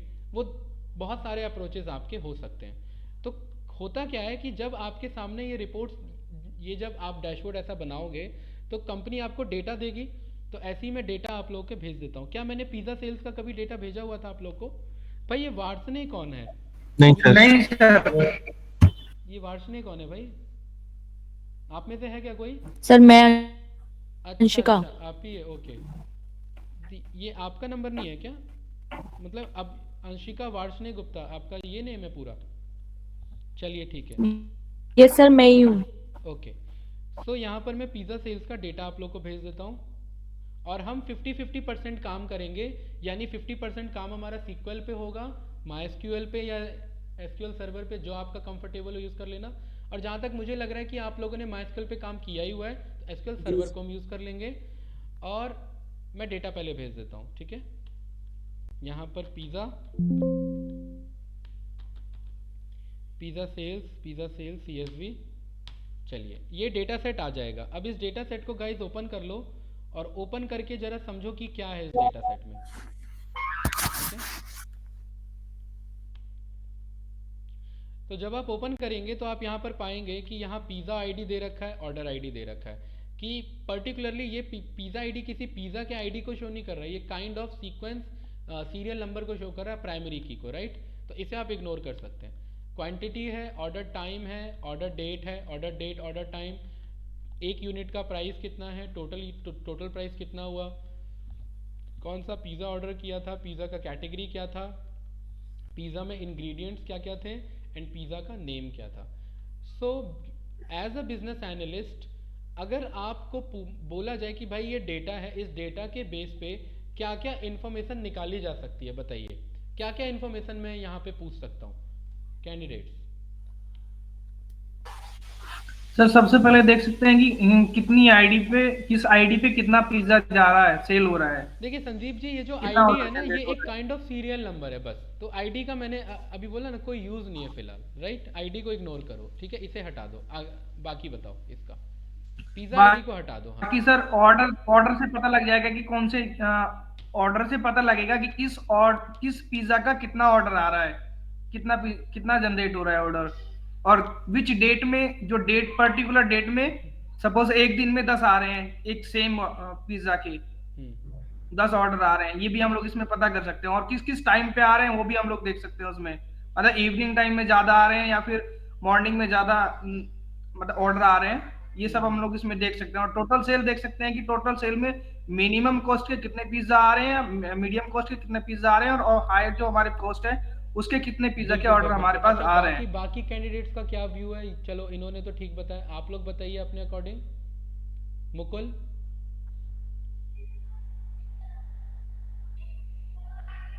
हाँ सर। हाँ जी, क्वेश्चन क्लियर है? हेलो। थोड़ा सा नहीं है सर। अच्छा, अभी ध्यान नहीं है आपका, इसका मतलब क्लास पे। हाँ सर, थोड़ा सा नहीं है। चलिए ठीक है, कोई नहीं। उसके बाद है तुषार। यस हाँ सर, जी, इसके बताइए। अंदर हम देख सकते हैं कि लाइक ऑर्डर आईडी से हम पता कर सकते हैं कौन सा बंदा मतलब कौन सा पिज्जा लाइक देखिए, करता ऑर्डर है। आईडी मैं बता रहा हूँ आप लोगों को। ऑर्डर आईडी आप गलत समझ रहे हो मेरे ख्याल से। ऑर्डर आईडी का मतलब होता है, जैसे आप किसी पिज़्ज़ा रेस्टोरेंट में गए, तो आपने जो पिज़्ज़ा मांगा ना, वो एक ऑर्डर आईडी बना। ये अच्छा, मतलब इंडिविजुअल ऑर्डर, एक इंडिविजुअल ऑर्डर आईडी को रिप्रेजेंट कर रहा है। काइंड ऑफ यहाँ पर टोकन सर। ऑर्डर आईडी टू बार बार अगर रिपीट हो रहा है, इसका मतलब ये है कि टू ने क्लासिक भी मांगा, टू ने 5 चीज़ भी मांगा, टू ने इनिशियल भी मांगा, टू ने मैक्सिकाना भी एग्जैक्टली मांगा, सर, और सर इसी फिर टू ने, उसके सॉरी। लाइक्स और डिसलाइक्स का पता लग जाएगा ना सर कस्टमर के, हाँ, इसकी वो तो हेल्प से। ठीक है, लाइक और डिसलाइक का पता लग जाएगा। लेकिन ये ऑर्डर आईडी क्या रिप्रेजेंट कर रहा है कि जैसे आप गए तुषार, आपने बोला कि भाई मुझे ये पांचों दे दो, तो आपको तो एक ही आईडी मिलेगा ना, 2 3 4 जो भी मिल रहा है वो बस एक मिलेगा। तो हाँ यहाँ जी। पर ये डेटा रिपीट फॉर्म में चलेगा, इसीलिए कि एक सिंगल 2 आईडी ने इतना ऑर्डर में ये चीज़ें मेरी मांगी हुई है। मेरा हाँ जी। केपीआई नहीं, क्या हो ऑर्डर सकता है? आईडी सर, ऑर्डर आईडी के बेस पे हम लोग जो हमारा प्राइस पॉइंट है उसको कवर कर सकते हैं। बिल्कुल सही, मैं सर यहाँ पर ये इसमें बोल ये भी सकता हूँ। पता हाँ, चल जाएगा कि जिस इस ब्रांच में कौन कौन सा पिज्जा इंग्रेडिएंट कितना ज्यादा कितना अमाउंट में चाहिए, इंग्रेडिएंट क्योंकि तो इसमें यार फिक्स होता है आदि। इंग्रेडिएंट्स देखो, जो रेस्टोरेंट कंपनी होती है, फ्रेंचाइजी मॉडल, उनका तो वेटेज फिक्स होता है कि कौन सा इंग्रेडिएंट कितना मिलाना है, अनलेस अंटिल कस्टमर ना मांगे। नहीं नहीं, बोलता है कौन सा पिज्जा चाहिए और उसका कितना इंग्रेडिएंट्स चाहिए, क्योंकि इसमें अलग से नहीं पिज्जा नहीं सर, इंग्रेडिएंट्स का भी कॉलम है। नहीं नहीं, सर वो बात तो ठीक सर है। ये पिज़्ज़ा एक इंग्रेडिएंट मिनट क्या सर। शो करता है, ये तो ये बताता है हेलो। कि कस्टमर कभी कभार बोल देता है कि भाई चीज़ का टॉपिंग ज़्यादा कर देना, यस या जी नो। सर। ठीक है, तो ये उस चीज़ को रिप्रेजेंट कर रहा है। और ये पिज़्ज़ा बनने में क्या क्या यूज़ हुआ इंग्रेडिएंट, ये उस चीज़ को शो कर रहा है। इंग्रेडिएंट सर कॉलम्स मेरे इसके बेस केपीआई पे में हम यूज़ लोग नहीं ना हो सकता, अफेक्टिवली यूज़ नहीं हो सकता। बताइए और। बट सर सर एक हम हेल्दी लोग आइडिया ऑर्डर लेने आईडी के के लिए। बेस पे, हेलो हेलो हाँ हाँ, बोलिए। सर, हम लोग ऑर्डर आईडी के बेस पे एक पर्टिकुलर जीडब्ल्यूपी ओपन मतलब एक फ्री प्रोडक्ट दे सकते हैं कि सपोज हमारे पास कस्टमर आईडी है और हम्म। पर्टिकुलर कस्टमर हमारे पास 2000 रुपए का ऑर्डर कर रहा है और 2000 रुपए के ऑर्डर हमारे पास 20 आ रहे हैं हम्म। और 1000 रुपए के ऑर्डर हमारे वो हम लोग देख सकते हैं कि 1000 के कितने ऑर्डर आ रहे हैं और 10,000 के कितने ऑर्डर आ रहे हैं या फिर 5000 के कितने ऑर्डर आ रहे हैं। तो उसमें हम लोग एक फ्री प्रोडक्ट सेट कर सकते हैं कि अगर हम लिमिटेड मिनिमम कॉस्ट देख के एक फ्री प्रोडक्ट सेट करते हैं तो उस पे हम लोगों को ज्यादा ऑर्डर आने का ठीक संभावना है, हो जाती है ठीक उस है, टाइम में। ठीक है, मैं समझ गया। और कोई ऐड करना चाहेगा या मैं पॉइंट्स बताऊं फिर अपने? सर आप मेरी बताइए। कैटेगरी है, उसकी हेल्प से हम ये पता कर सकते हैं हमारा जो मटेरियल है, हम्म। मतलब किस मटेरियल की कितनी सेल है, उस हिसाब से हम उसको। अच्छा, आप लोग शार्क टैंक देखते हैं क्या? हाँ हाँ सर। जी। नहीं नहीं, हैं? मतलब मैं नहीं देखता। Yes sir. नहीं सर, मैं तो अच्छा, देखा करो भाई, आज के सर टाइम हम पे तो देखते हैं। ट्रेंडिंग ट्रेंडिंग शो है, देखा करो। मैं भी देखता हूँ, बढ़िया शो रहता है। ठीक है, उससे ना एक बिजनेस आइडिया आपको मिलेगा, भले ही आगे फ्यूचर में काम करना हो नहीं करना हो। देखिए, जब ये डेटा आपके सामने आया ना, आप सब मुझे वो फाइंडिंग बता रहे हैं जो डिफिकल्ट है। एक इजी फाइंडिंग, सबसे इजी क्या जल्दी से जल्दी बताई जा सकती है, आप मिनिमम वो कितने सारी का चीज़ें ऑर्डर मिस हुआ, कर रहे हैं। मैक्सिमम कितने का ऑर्डर हाँ, हुआ, आप एवरेज आप ना कितने का इजी ऑर्डर होता है। फाइंडिंग को छोड़ के आप टफ फाइंडिंग में घुस रहे हैं, और टफ फाइंडिंग हमेशा कॉम्प्लेक्सिटी देगा। इंटरव्यू में भी यहाँ पे फंस जाओगे। एक दिन अगर में कितना ऑर्डर होता है, एक दिन में एक किस साइज का पिज्जा कितने का ऑर्डर होता है। हाँ, ये सारे बेसिक फाइंडिंग्स है, आपने इनमें से किसी ने भी कुछ नहीं बताया, सब टफ फाइंडिंग में चले गए। तो सबसे पहले हमारा जो केपीआई बनेगा वो तो बेसिक्स का बनेगा ना। भाई जी मैं सर। मैं अगर पूछूं मेरा टोटल रेवेन्यू कितना है, तो टोटल रेवेन्यू कैसे मिलेगा? सारे टोटल प्राइस को ऐड कर लो, यस या no. Yes total sir. Price क्या है मेरा, कि अगर एक यूनिट का प्राइस इतना है, एक क्वांटिटी का, तो बंदे ने अगर 2 क्वांटिटी ऑर्डर किया, कहाँ पर है, कहीं 2 लिखा है ना, ये रहा 2, तो 2 क्वांटिटी ऑर्डर किया, मतलब unit price multiply by quantity is equals to total price. और अगर मैं जी सर। पूरे टोटल प्राइस को ऐड कर लूँ तो मेरा टोटल रेवेन्यू बन जाएगा, यस या नो। क्या जी यस मुझे सर। सर। ये पता लग जाएगा कि मेरे टोटल रेवेन्यू में कौन सा पिज़्ज़ा साइज कितना रेवेन्यू परसेंटेज कंट्रीब्यूट कर रहा है? भाई ये मैंने शार्क टैंक का आइडिया, ये मैंने एग्जांपल क्यों दिया? वहां पर पूछ सकते हैं ना कि भाई आपका सबसे ज्यादा पिज्जा क्या बिकता है, लार्ज कौन बिकता सा? है, मीडियम बिकता है, स्मॉल बिकता है, क्या बिकता है? आप पे जवाब ही नहीं होगा तो क्या बताओगे? जी सर। ये एक ना बेसिक फाइंडिंग होना जरूरी है। ये सारे जो आपने बताए गलत नहीं है, बिल्कुल सही है, लेकिन वो टफ फाइंडिंग्स हैं, उसमें इन डेप्थ एनालिसिस चाहिए। लेकिन जो बेसिक है कि कौन सा कैटेगरी का कितना डिमांड है, भाई क्या क्लासिक मेरा सबसे ज़्यादा डिमांडिंग कैटेगरी है, क्या वेजी मेरा सबसे ज़्यादा डिमांडिंग कैटेगरी है, क्या चिकन मेरा सबसे ज़्यादा डिमांडिंग कैटेगरी कौन सा है? ये तो एक बेसिक मेरा एनालिसिस हो सकता है कि नहीं हो सकता है? क्या टॉप 5 पिज़्ज़ाज नेम कौन से सबसे ज़्यादा डिमांड में है, based on their count, based on their revenue, yes या नो? भाई जी सर। सबसे ज़्यादा जो मतलब पिज़्ज़ा का डिमांड है वो मेरा किस टाइम पे रहता है? 11 बजे रहता है, 12 बजे रहता है, 1 बजे रहता है, 2 बजे रहता है, 10 बजे, 9 बजे, कितने बजे रहता है? ये मेरा ऑर्डर टाइम होगा, इसी के अकॉर्डिंग मैं क्या प्रिपेयर करूंगा, अपना इन्वेंट्री प्रिपेयर करूंगा, यस या नो? भाई ये मेरा मंथ का डेटा है, मैं ये देख सकता हूँ ना कि अगर 1 जनवरी को 1 तारीख को इतना ऑर्डर आता है तो 1 फरवरी के 1 तारीख को कितना ऑर्डर आता है, 1 मार्च के 1 तारीख को कितना ऑर्डर आता है, मार्च के 1 तारीख को, ऐसे ही अप्रैल के 1 तारीख को। इससे मुझे पता लग जाएगा कि हर मंथ के 1 तारीख को कितना ऑर्डर आता है, हर मंथ के 2 तारीख को कितना ऑर्डर आता है, हर मंथ के 3 तारीख को कितना ऑर्डर आता है। इससे मुझे ये पता लग जाएगा कि किस मंथ के किस तारीख पे मुझे ज़्यादा फोकस करना है, क्योंकि वहाँ पे सबसे ज़्यादा ऑर्डर्स आते हैं। टॉप 5 ये मेरा ट्रेंड निकल जाएगा, डेट के बेसिस पे, ईयर के बेसिस पे, मंथ के बेसिस पे, क्वार्टर के बेसिस पे, यस या नो? ऐसी मेरा टाइम का निकल जाएगा, राइट कैंडिडेट्स? ठीक है। Yes sir. तो पहले हमें ना बेसिक फाइंडिंग्स पे फोकस करना होता है, राइट? तो कुछ जी बेसिक सर।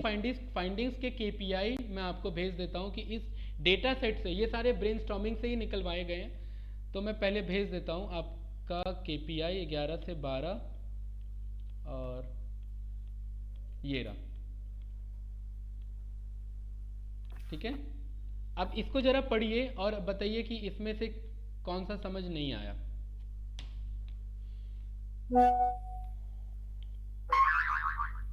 क्या ये मेरे क्वेश्चन नहीं हो सकते हैं केपीआईज के? सर हो सकते हैं। हो सकते हैं। ठीक है। हो तो सकते हैं। टोटल रेवेन्यू क्या है मेरा, एवरेज ऑर्डर वैल्यू क्या है मेरा, भाई मतलब जितने भी ऑर्डर आईडी आए हैं उनमें एवरेज कितने रुपीस का बंदा ऑर्डर कर रहा है, रुपीस या डॉलर जो भी है, ये टोटल पिज़्ज़ाज अभी तक कितने बेच दिए मैंने, हर ऑर्डर में एवरेज में कितने पिज़्ज़ा सोल्ड करता हूँ, सबसे ज़्यादा मैंने किस दिन सोल्ड किया था, टोटल ऑर्डर अभी तक कितने हो चुके हैं, ऐसी टॉप 5 सेलिंग डेज क्या है मेरे, वर्स्ट 5 क्या है मेरे, राइट? वर्स्ट 5 2 बार रिपीट हो गया है। सेलिंग मंथ हाईएस्ट कौन सा रहा है मेरा, क्या इस डेटा को देख के मैं बता सकता हूँ मेरा हाईएस्ट सेलिंग मंथ कौन सा रहा है? नहीं बता सकते सर। लेकिन कुछ एनालिसिस करके तो बताया जा सकता है ना, क्योंकि आंसर आ जाएगा। ऐसी वर्स्ट सेलिंग मंथ भी पता लग जाएगा मुझे, क्वार्टर ऑन क्वार्टर एनालिसिस मिल जाएगा, top demanding pizza size, top 5 worst 5, आपका top 3 order time worst, weekly order trend क्या है मेरा, वीक में कितने ऑर्डर आ रहे हैं, क्वार्टर में कितने ऑर्डर आ रहे हैं, मंथली कितने आ रहे हैं, total pizza sales by category, percentage के फॉर्म में, ईयरली ऑर्डर ट्रेंड में, मंथली ऑर्डर ट्रेंड में, यस या नो? तो कुछ ऐसे केपीआईज हम अपने बना सकते हैं। कोई डाउट? नहीं सर। ठीक है। तो अब जब आपके सामने ऐसे ही आप अपने केपीआई फॉर्म कर लेते हैं तो आप क्या करते हैं,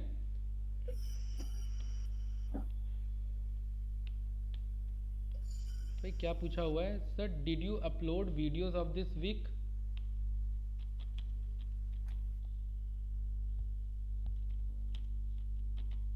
no classes this week, right? अच्छा, नो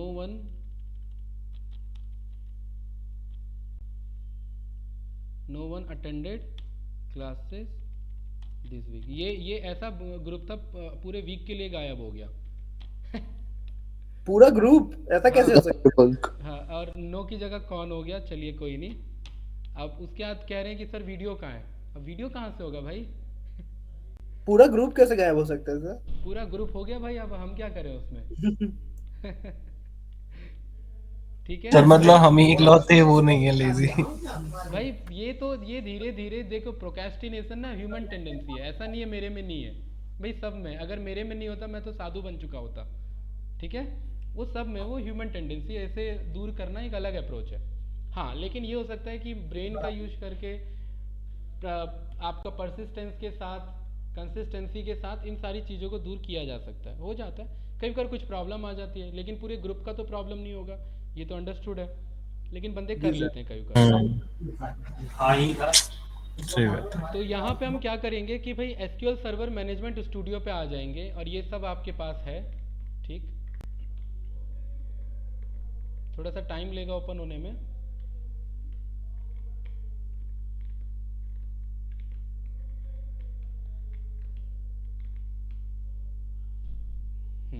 ठीक है, कनेक्ट कर लेंगे,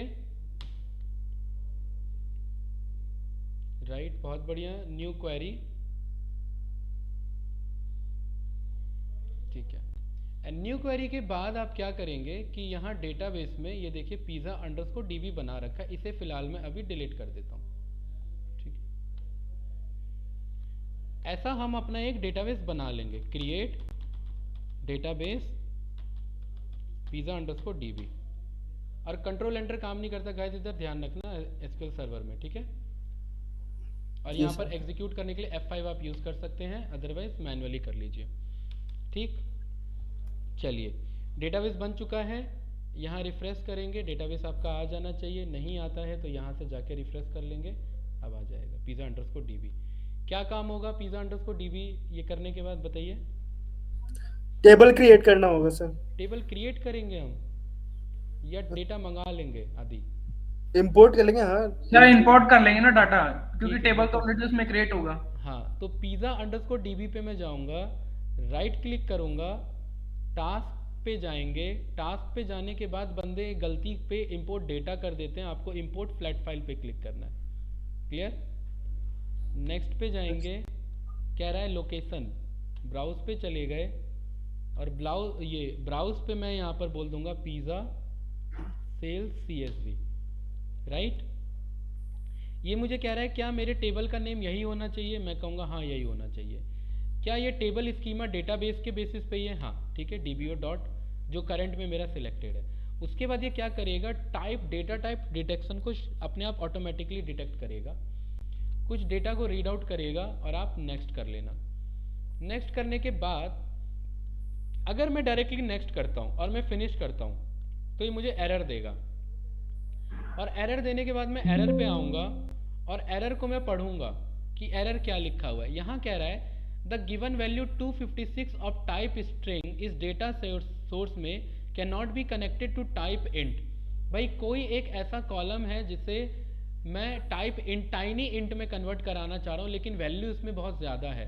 ओके, इतना मैं समझ गया। मैं प्रीवियस पे आ जाऊँगा, प्रीवियस पे, और जहाँ जहाँ स्मॉल और टाइनी इंट है मैं सबको क्या कर दूंगा, इंट कर दूंगा, क्योंकि वो लेंथ ज़्यादा है डेटा का, लेकिन ये कैच नहीं कर पाया उसे। यस या नो?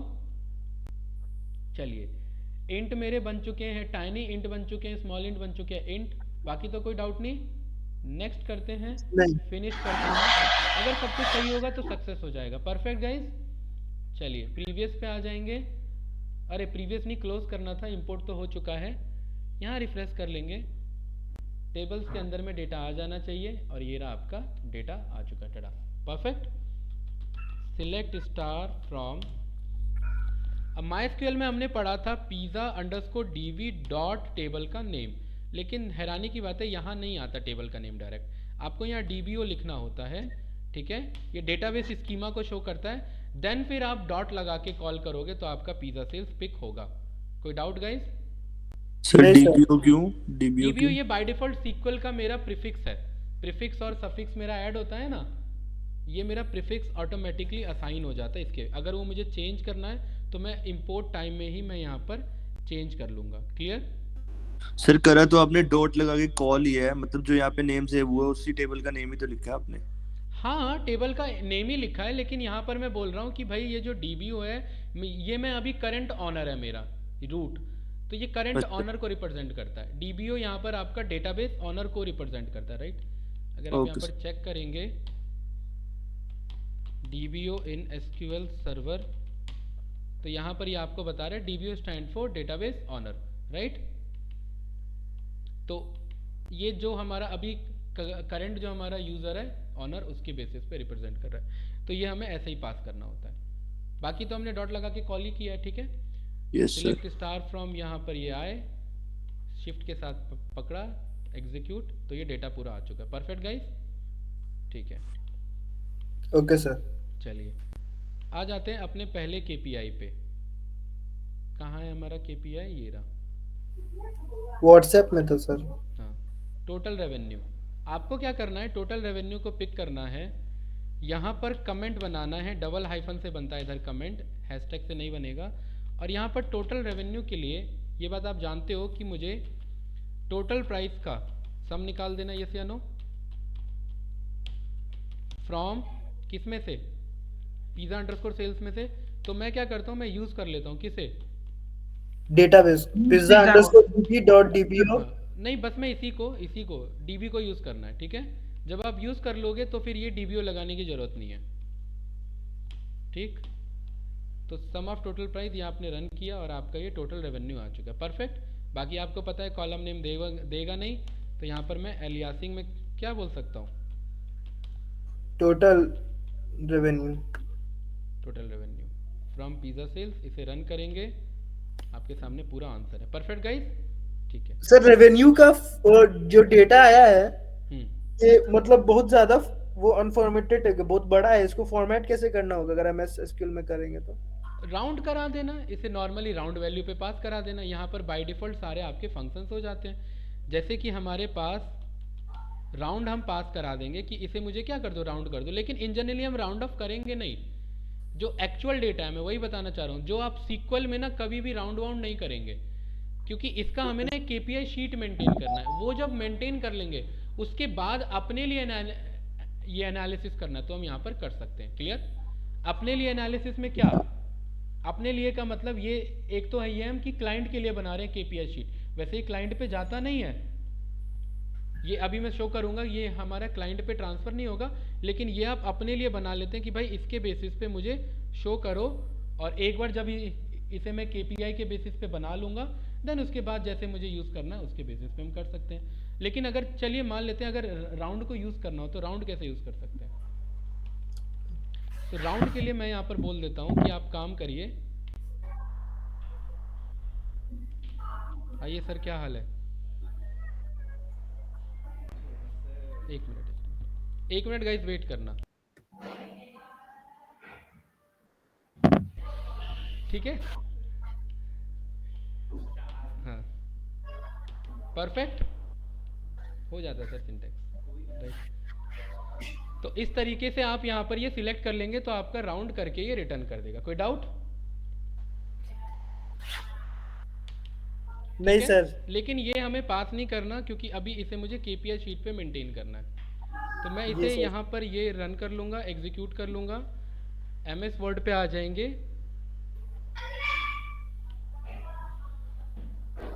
और यहाँ पर आपने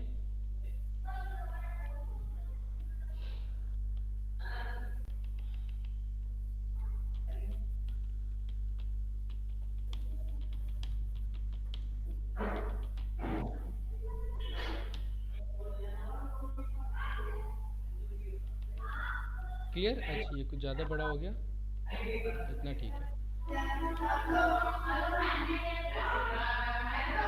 बस भाई बस, बैकग्राउंड नॉइज आ रहा है, कंट्रोल करो जरा उसे, ठीक है। तो ये जो मेरा टोटल रेवेन्यू था,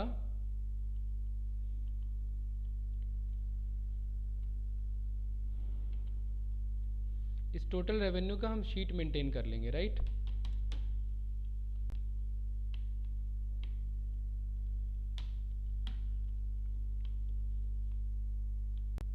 क्वेरी को आप वहाँ पर पेस्ट कर लेंगे।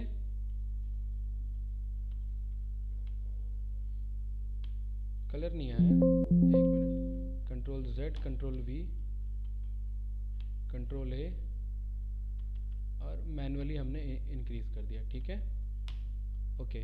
और ये ऐसे ही आपको पूरा केपीआई शीट मेंटेन करना है।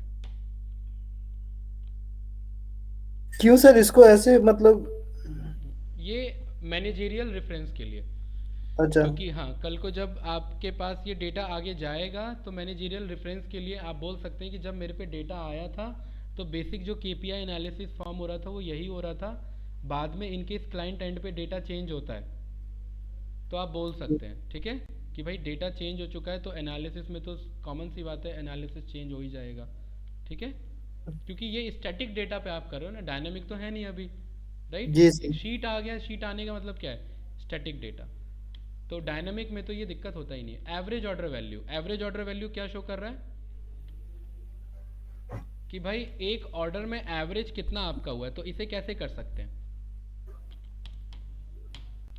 अब मेरे पास जो ये डेटा है मैं यहाँ पर बोल सकता हूँ कि भाई टोटल प्राइस जितना है, या फिर मुझे ये चेक करना है कि एवरेज ऑर्डर वैल्यू कितना रहा है। मतलब जितना भी टोटल प्राइस रहा है अगर मैं डिवाइड कर दूं टोटल नंबर ऑफ रोज से एवरेज ऑर्डर वैल्यू शो कर रहा है, तो ये कैसे होगा कि एक ऑर्डर में मेरा कितना प्राइस का डेटा है मुझे ये लेना है, या फिर मुझे ये बताना है कि हर ऑर्डर में टोटल एवरेज ऑर्डर कितना हुआ है, मतलब एवरेज पिज़्ज़ाज कितने ऑर्डर हुए हैं, बताइए सर। पहले जो टोटल प्राइस है उसका टोटल रेवेन्यू निकाल लेंगे, जैसे ऊपर निकाल लेते, फिर हाँ, उसको डिवाइड कर देंगे काउंट करके रोज से, टोटल नंबर नहीं, ऑफ क्या रोज कह रहे हो जितना क्या कह है। रहे हो जी सर, क्या कह रहे हो सर कह रहा हूँ कि पहले टोटल रेवेन्यू निकाल लेंगे जो पहले हमने ऑलरेडी निकाल चुका है, फिर उसको नंबर ऑफ रोज से डिवाइड कर देंगे तो एवरेज निकल जाएगा। अच्छा, अगर मैं यहाँ पर पहले टोटल प्राइस निकाल लूँ तो यहाँ पर मैंने बोल दिया कि भाई ये जो select sum of total price था, एक तो ये निकाल लो, ठीक, या फिर सबसे पहले ऑर्डर आईडी का काउंट निकाल लेते हैं। सिलेक्ट काउंट निकालना है मुझे, और मुझे डिस्टिंक्ट निकालना है, राइट। डिस्टिंक्ट किसका निकालना है, ऑर्डर अंडरस्कोर आईडी का, फ्रॉम किसमें से, फ्रॉम पिज़्ज़ा सेल्स में से निकालना है। इतने क्वेरी को रन करेंगे तो ये आपका टोटल ऑर्डर काउंट आपका बता देगा 21350। इस 21350 को अगर मैं डिवाइड करूं पर्टिकुलरली आपका टोटल पिज़्ज़ा सेल्स से, राइट, तो मुझे ये पता लग जाएगा कि एक ऑर्डर में सेल्स कितना हो रहा है। लेकिन ये तो सेल्स का पता लगेगा, उसका कैसे निकालेंगे कि एक ऑर्डर में एवरेज मेरा ऑर्डर कितना आया।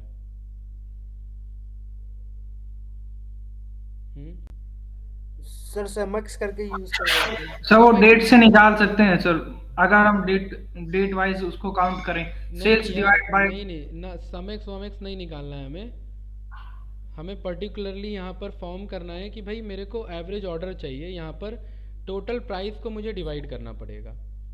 तो मैं एवरेज ऑर्डर चाहिए सर, फिर तो नंबर एक मिनट रन करके देख लेते हैं। मुझे एवरेज ऑर्डर वैल्यू चाहिए ना कि हर ऑर्डर में एटलीस्ट कितने का मेरा सेल हो रहा है, राइट, इसके अकॉर्डिंग। हाँ जी सर, तो यहाँ पर एक काम करते हैं, पर डे टोटल। यहाँ पर मैं कह रहा हूँ कि सिलेक्ट कर लो समथिंग दिस, ठीक है, और इसको ब्रैकेट में इनक्लोज कर लेना फ्रॉम पिज़्ज़ा डॉट सेल्स, और यहाँ पर मैं कह रहा हूँ कि सिलेक्ट आप क्या करो, सम निकाल लो टोटल प्राइस का, सम निकाल लो टोटल प्राइस का, और इसे डिवाइड कर लो इससे, सिलेक्ट सम ऑफ दिस, ठीक है, और फ्रॉम आपका पिज़्ज़ा अंडरस्कोर सेल्स, इसके बेसिस पे, और ये रन करो। तो मेरा कुछ वैल्यू है ना 38 समथिंग, ये 38 मेरा क्या शो कर रहा है गाइस, प्राइस है सर, वो एवरेज ऑर्डर प्राइस। हाँ, ये मेरा ये शो कर रहा है कि हर एक ऑर्डर में कितना एवरेज प्राइस गया, यस या नो। यहाँ पर मैं बोल सकता हूँ yes, इसको मुझे एज एवरेज। सर थोड़ा सा जूम कर दीजिए सर, वो थोड़ा जूम कर दीजिए, शो नहीं कर रहा है, थोड़ा सा दिख नहीं रहा है सही से। हाँ जी, नहीं वो प्राइस नहीं दिख पा रहा है सर सही से। भाई वो तो सॉफ्टवेयर का आंसर है, वो तो जूम आउट नहीं हो पाएगा, ये ना, इसको मैं कंट्रोल सी, वो तो दिख रहा है सर, वो तो दिख रहा है। हाँ, ये लीजिए, इतना आंसर था।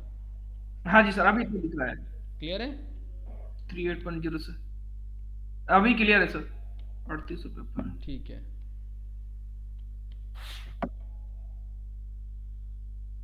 तो इसे हमने यहाँ से ऐसे लिख लिया और इधर हमने इसे पास कर दिया एवरेज ऑर्डर वैल्यू। इस क्वेरी को भी क्या कर लेंगे, कंट्रोल सी, यहाँ पर सेकेंड एवरेज ऑर्डर वैल्यू, यहाँ पर इसे फॉर्मेटिंग मैनेज कर लेंगे अपने अकॉर्डिंग, ठीक है गाइज। ये लास्ट में फॉर्मेट कर लेना, एक बार लिख लो पूरा, और ये आपने एक सीक्वल शीट मेंटेन कर लिया। इससे फ़ायदा क्या होगा कैंडिडेट्स,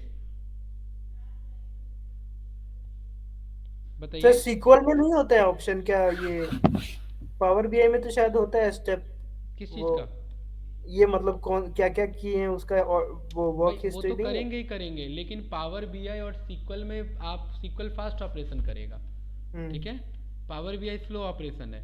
और अगर केपीआई शीट को मेंटेन रखोगे अलग से तो क्लाइंट के साथ एज अ रिपोर्ट में शेयर कर सकते हो कि ये सारे क्वेश्चन थे और ये सारे क्वेश्चंस के ये आंसर, और उनका अगर कोई टेक्निकल टीम का बंदा देखेगा तो उसे पता रहेगा कि क्वेरी सही लगाई है ना इसने, अगर सही लगाई है तो यही आंसर आना चाहिए, तो वो रीवेरीफाई कर सकता है, राइट। Okay sir. तो यहाँ पर भी हम इसे विंडोज शिफ्ट एस में हमने यहाँ पर इसे पास कर दिया, ठीक है। तीसरा क्या है हमारा क्वेश्चन, टोटल पिज्जा सोल्ड कैसे निकलेगा? नंबर ऑफ ऑर्डर्स, नहीं नंबर तो उसमें ये दिया हुआ है सर, बताते हैं कैसे होगा। भाई क्वांटिटी को काउंट कर लेंगे, और क्या सोचना है इसमें। हाँ हाँ वही सर। क्यों भाई, जी सर। क्वांटिटी को काउंट कर लेंगे या सम कर लेंगे? सम कर लेंगे। हाँ भाई, बाकी कैंडिडेट आपका क्या विचार है? क्वांटिटी का सम करेंगे सर, बिल्कुल Count- बिल्कुल सही कह रहे क्वांटिटी का सम करेंगे सर। काउंट क्यों नहीं करेंगे, बताओ भाई। काउंट से सर वो नंबर ऑफ काउंट होगा सर नंबर ऑफ ऑर्डर्स, अगर हो। सर वो तो सेल नंबर ऑफ ऑर्डर्स आ सेल को गए। काउंट कर देगा ना सर वो डेज वाइज।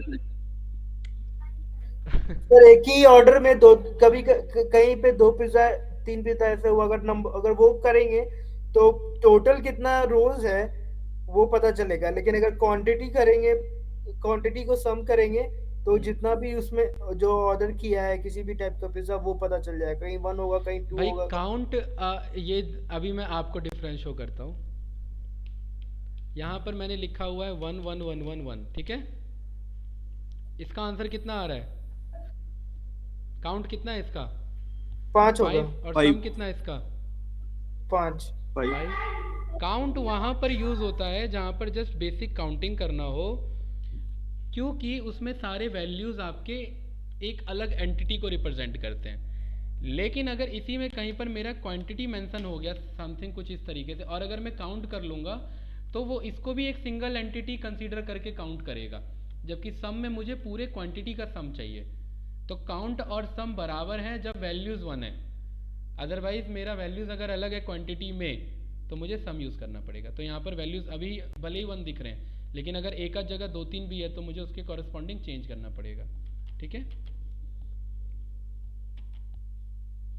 तो यहाँ पर एक काम करते हैं, फ्रॉम पिज़्ज़ा सेल्स को हमने यहाँ ऐसे लिख लिया और यहाँ पर हमने क्वांटिटी। तो ये पहले लिखने से फ़ायदा ये होता है ना कि ये हमें हिंट दे देता है, राइट। इसीलिए सिलेक्ट सम ऑफ क्वांटिटी, और यहाँ पर ये रन किया तो नो कॉलम नेम बता रहा है, और इसको एलियासिंग दे देंगे।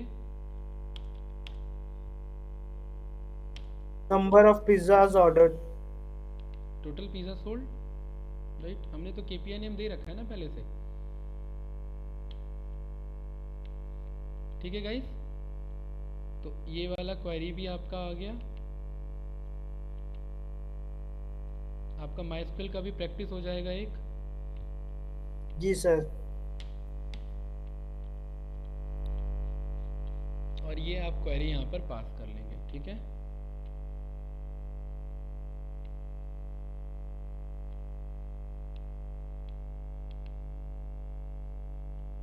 सर आपके माइक से स्टैटिक आ रहा है, क्या कह रहे हो? आपके माइक से स्टैटिक आ रहा है शायद। स्टैटिक इलेक्ट्रिसिटी आ रहा है? नहीं स्टैटिक वॉल्यूम टें टें करके जो। हाँ वही, अब देखो अब करेक्ट है। हाँ ठीक ही है, हाँ। ठीक है सर। अच्छा, वो अगर टैं बोल रहा है तो वो डायनेमिक हो गया ना।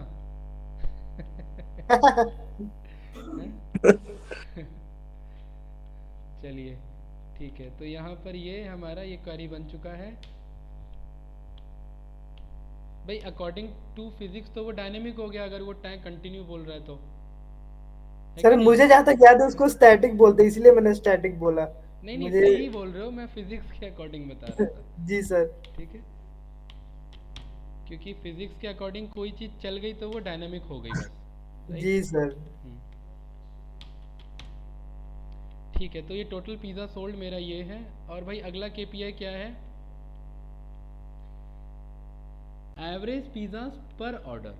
सोचिए एक ऑर्डर में कितना पिज़्ज़ा गया, ये कैसे निकलेगा? क्वांटिटी को अगर मैं डिस्टिंक्ट ऑर्डर से डिवाइड कर दूं तो क्या मेरा एवरेज पिज़्ज़ा पर ऑर्डर नहीं निकलेगा? ये नो जी सर।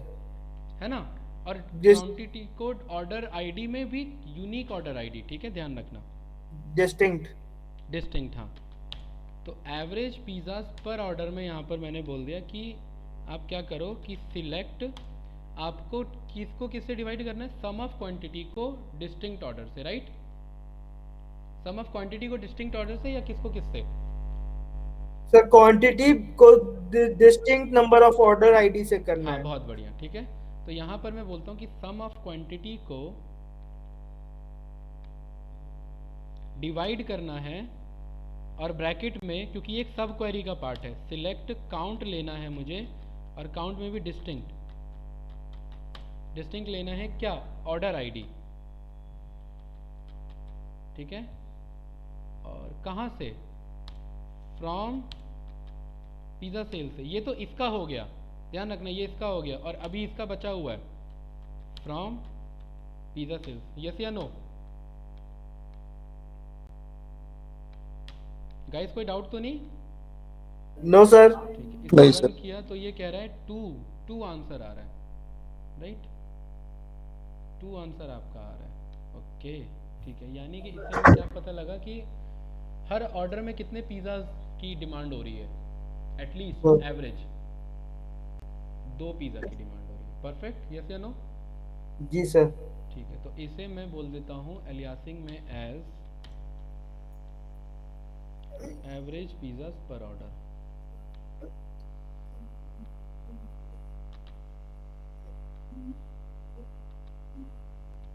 क्वेरी को रन करते हैं।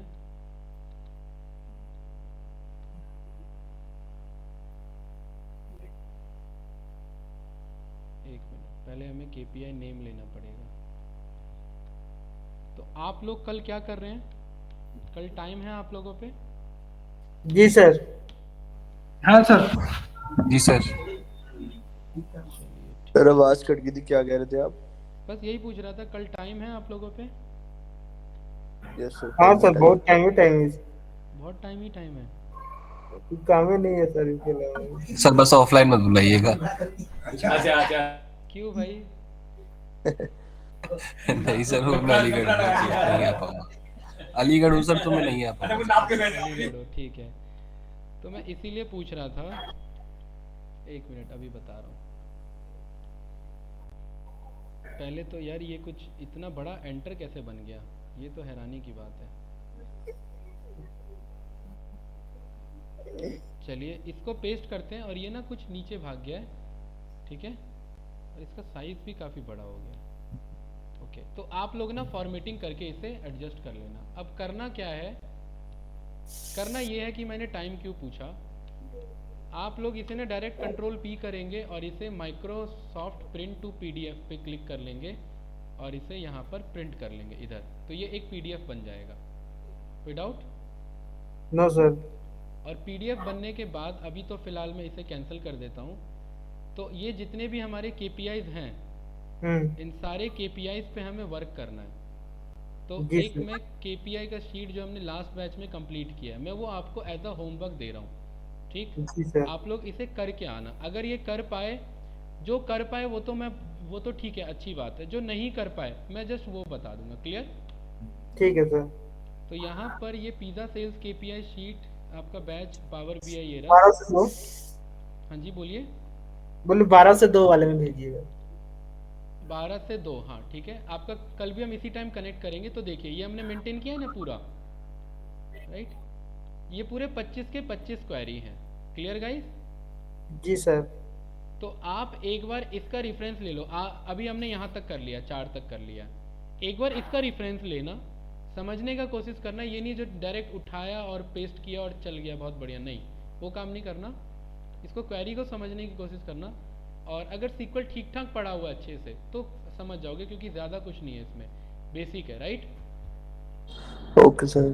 तो इसको करके अगर ये आपने कल डन कर लिया तो वेल एंड गुड। तो कल फिर हम इसमें जो डाउट है वो वाले पार्ट को देखेंगे, और फिर हमें रिपोर्ट मेकिंग भी करना है, राइट, जो कि थोड़ा सा टफ पार्ट है, उसमें टाइम लेगा और टाइम कंज्यूमिंग पार्ट है, राइट। जी सर। तो ये एक बार मैं भेजता हूँ अभी, आप ये मैंने भेज दिया है, आप लोग गाइस इन पे एक बार प्रैक्टिस करना। कुछ पूछना है तो अभी बताइए। नहीं सर, अभी तो नहीं पूछना। क्लियर है, इजी है? जी सर। ठीक है, तो बस एक और केपीआई डन करते अभी के लिए तो सर क्लियर है ना, क्लियर है ना। तो एक केपीआई डन कर लेते हैं, हाईएस्ट सेलिंग डे, ये समझा देता हूँ ताकि आपको बाकी समझ में आ जाए रेफरेंस। हाईएस्ट सेलिंग डे कि हमारा कैसे निकला। देखिए हाईएस्ट सेलिंग डे के लिए समझना इस चीज को, सबसे पहले मैं डेटा को देख लेता हूँ। Select start from,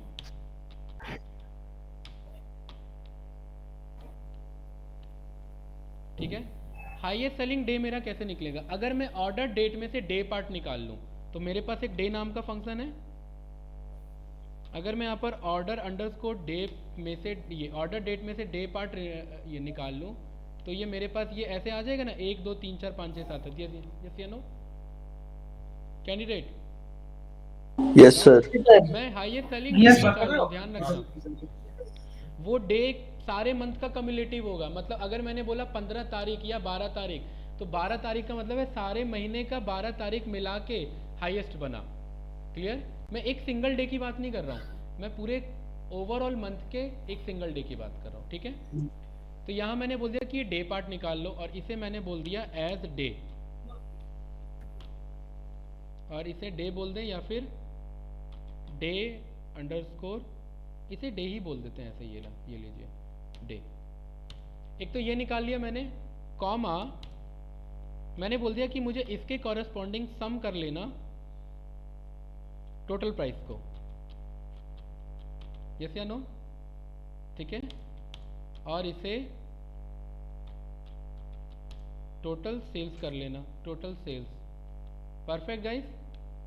yes. ये करने के बाद क्योंकि हम ग्रुपिंग देख चुके हैं, आप लोगों ने ग्रुपिंग पढ़ा होगा कि मुझे ग्रुप बाय करा दो इस पर्टिकुलर एग्रीगेशन के अलाउंग। ये जो मेरा एग्रीगेशन है सम निकालने के लिए, मैंने कहा डे के अलाउंग मुझे ग्रुपिंग करा दो। अगर जस्ट मैं इतने को रन करूंगा तो देखिए ये सारे डे को उसने एक ग्रुप कर लिया, डे टोटल सेल्स 9 तारीख को, सारे महीने की 9 तारीख को ऐड कर लिया उसने, ये पूरा इसने परफॉर्म कर लिया, यस या नो, ठीक है। इसको मैं बोल दूंगा कि ऑर्डर बाय कर लेना। ऑर्डर बाय का मतलब है ऑर्डरिंग मैनेज कर लेना, किसके according, order by sum of total price.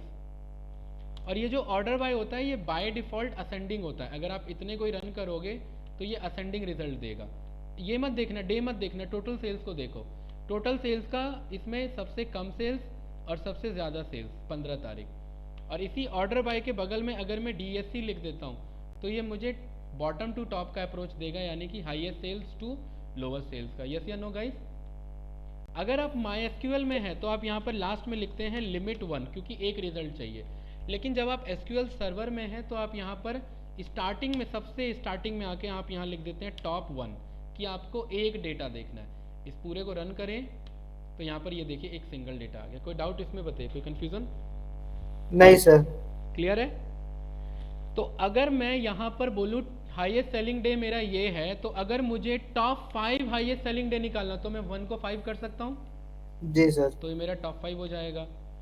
अगर मुझे वर्स्ट सेलिंग डे निकालना है तो मैं इसे 1 रहने दूं और डिसेंडिंग को क्या रहने दूं, असेंडिंग, तो मेरा वर्स्ट सेलिंग डे हो वर्स्ट सेलिंग डेट निकल रहा है कि डे निकल रहा है? डे मैं डे बोल रहा हूँ, डेट नहीं बोल रहा हूँ, डे।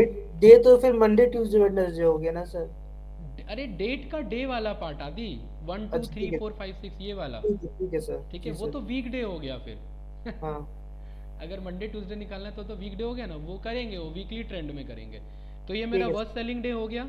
और अगर मेरे को टॉप 5 वर्स्ट सेलिंग डे निकालना है तो मैं टॉप 5 ऐसे रन कर सकता हूँ, तो इस तरीके से आ जाएगा। तो 4 KPI एक बार में डन हो गई, यस या नो भाई। Highest selling day, worst selling day, top 5 selling day, worst 5 selling day, yes या नो जी सर। कैंडिडेट। इसी में आपने कहा मुझे मंथ निकालना है, तो डे को हटा के क्या लिख देंगे इधर, मंथ, और यहाँ पर भी क्या लिख देंगे, मंथ। और इसे रन करेंगे तो ये कौन सा डेटा दे देगा, मंथ का डेटा दे देगा।